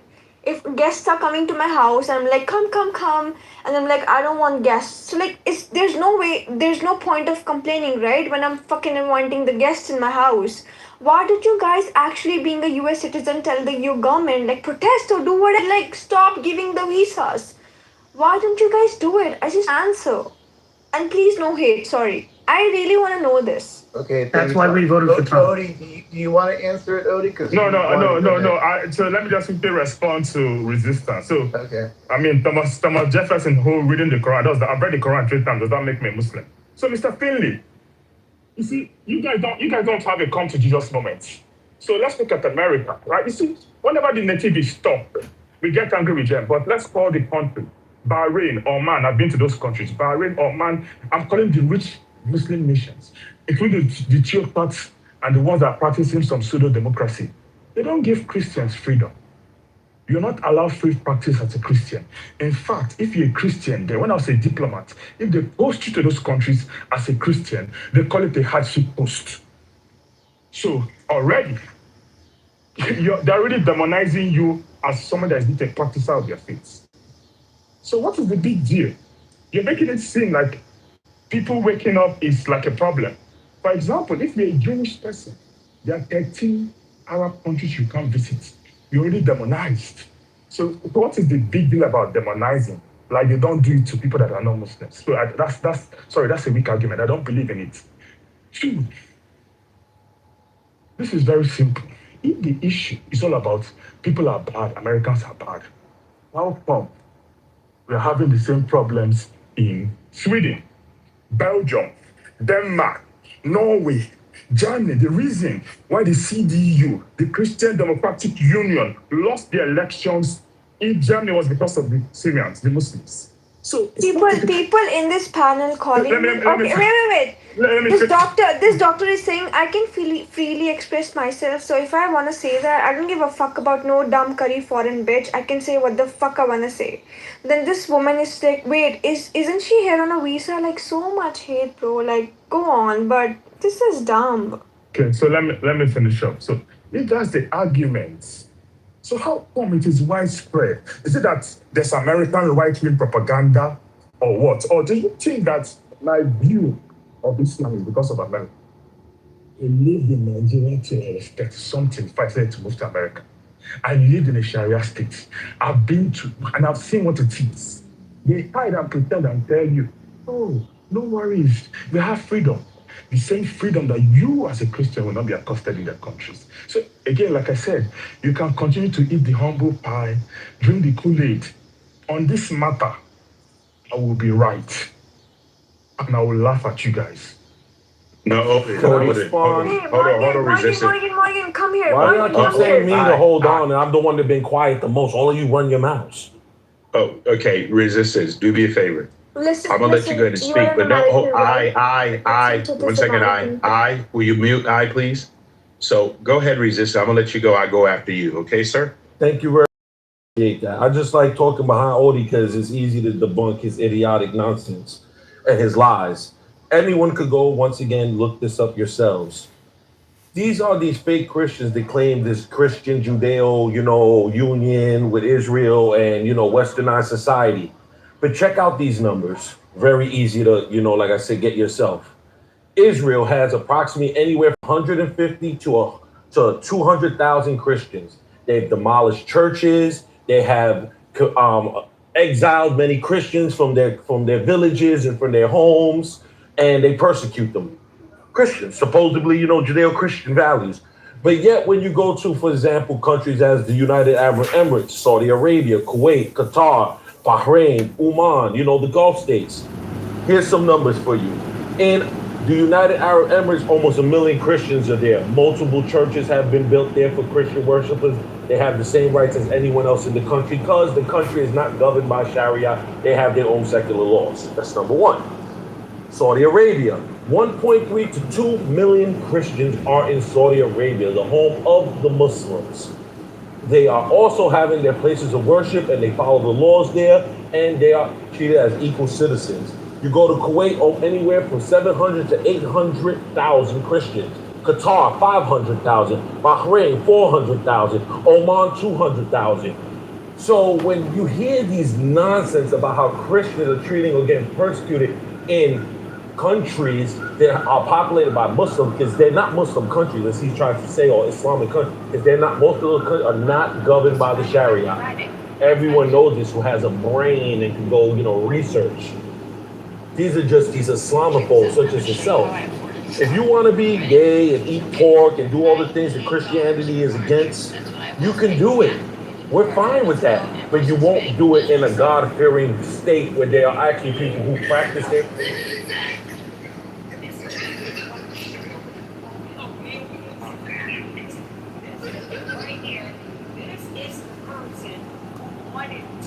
Try to destroy everything Chicago looks red is doing for the citizens and the people of Chicago. This person right here is the one. After everything he has done, shiesty and haven't did anything for the people, and this person right here decided to say, yup, I'm gonna go after Chicago looks red. Got any comments? This was your article, yes. Oh, Zoe. Yeah, no, yeah, we have to have the commentary track. Thanks for having me on. A lot of comments because, hello? Yeah. We're having some reception issues. But a lot of comments. One comment is, you see what's on his lip in that photo. That's comment number one. Comment number two, he just, like, he's like, he loses a bunch of cases. It wasn't just COVID. It wasn't just the guns. He just recently lost a Terry Newsom sexual stalking lawsuit a few months ago. So like Tom is pretty impressive in like how he's able to lose but still like show up and still claim to be a lawyer. Like it's pretty impressive that he wasn't suspended for a longer time than just a couple months. And that happened after this article came out. He ended up getting suspended for a lot of the incidents that were described. Described, yeah, and he's still walking around with his. How do you get that before? Like, how long have you known him as a person in politics? What do you think of Tom? So I knew him since 2022, and I knew like of him a little bit before because he did become famous through COVID and the anyone who just doesn't read the headline. Where you this at? Is clownish. So putting on blast, he's on TV, actually reading what's going on. I'm like, wow, this was the only person I know who's benefited from COVID or from the strict gun laws in Chicago. Because most of the people I know that are victim of gun laws are either shot or in jail for having a gun. Meanwhile, Tom DeVore is making $700,000 or whatever it is.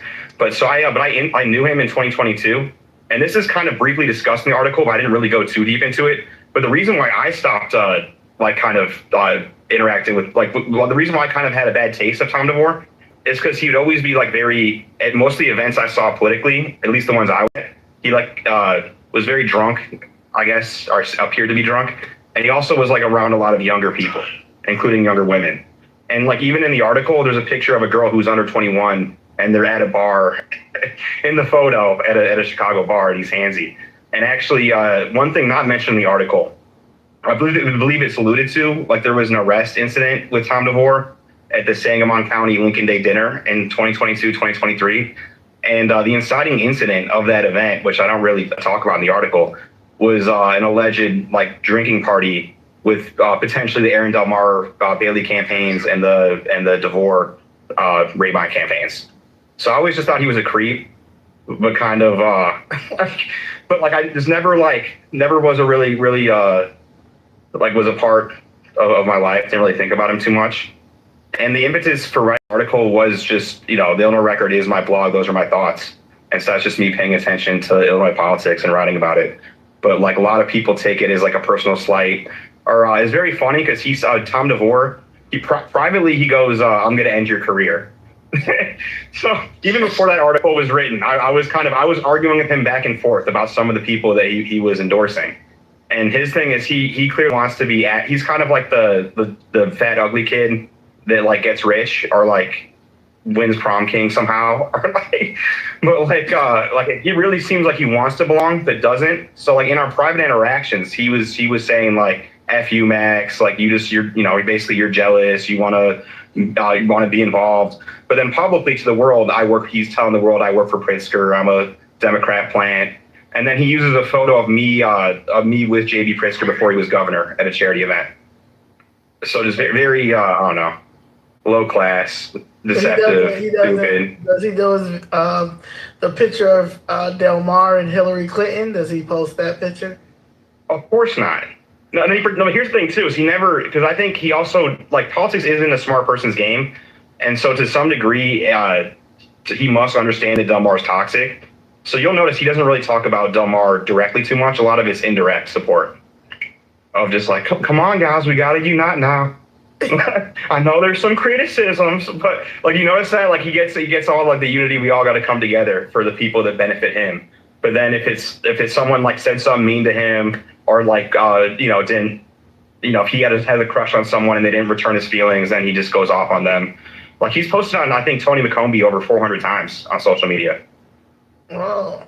And I'm not the biggest Tony McCombie fan. Like, I find Tony McCombie real quick. Yeah, and I think there might be a little crush situation going, but because like the Illinois state reps have no power. Like, I'll criticize every single one of them because they all should be screaming of what's going down in Springfield. But at the end of the day, they are a super minority power. So of all the things that are going wrong in Illinois, I don't think Tony McCombie's the top of the list. But he's 500 times maybe. and petty attacks, he likes to attack people's looks and their backgrounds. He attacks her background. He's a bald shampoo salesman. I think it seems like the shampoo company's over from the article. But now he's selling egg rolls, and he has the gall to like attack people. Oh, he attacks her for being a bartender. He does. I already got the recipe from ChatGPT, allegedly. I don't know. Maybe it's a family recipe. But part of the issue too with that article and the egg roll company is he takes businesses that were other people's businesses. Like, the egg roll business was someone else's businesses. Was like I think a Chinese immigrant, first generation business.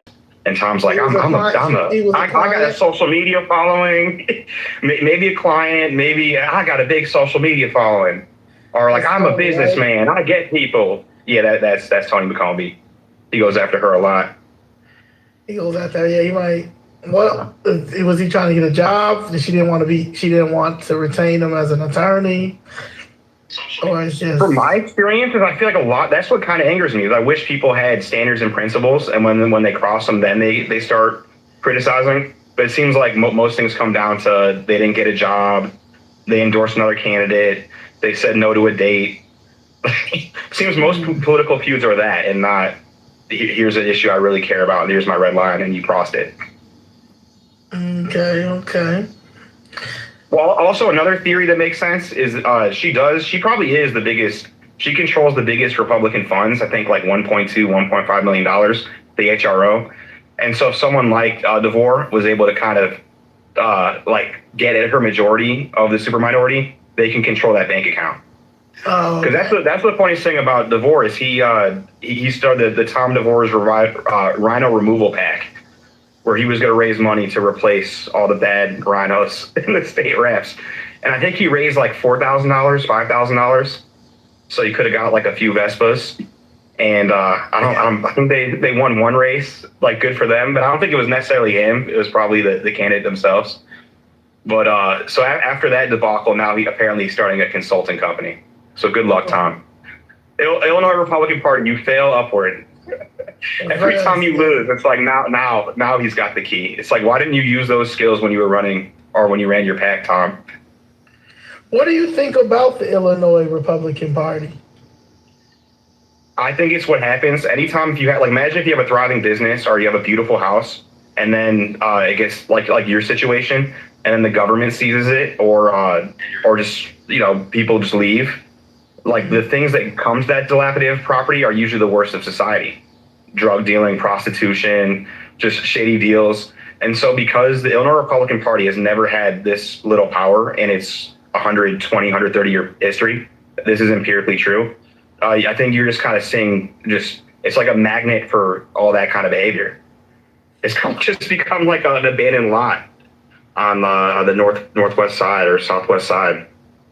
Because like a lot of this kind of behavior, I do think is just kind of petty. A lot of it is like a lot of Illinois Republicans are failed Democrats. Because like imagine if you're a sketchy person, a weird person, or just like an underachieving person, being able to say that you're a committee person or a deputy committee person is good social. Wait, no selling fees on Vinted? Yep, earn cash from homeware, fashion, sports gear, collectibles. John Morrison, his mentor, a lot of them come from, I think he came from Ed Berdoliak. They come from the Democrat coaching trees. And they either like internally realize they can't cut it out because they're goofy, ugly, unpopular, or like the Democrats are just like, sorry, kid, if you want to succeed, go to Palatine. You have an opportunity there. And this actually happened to me. Is I've been kind of like, my journalism has always just been a passion ever since I've been a little kid. And I was trying to kind of I guess set up a Democrat state senator. Right, I noticed he was using his like law email for some government stuff.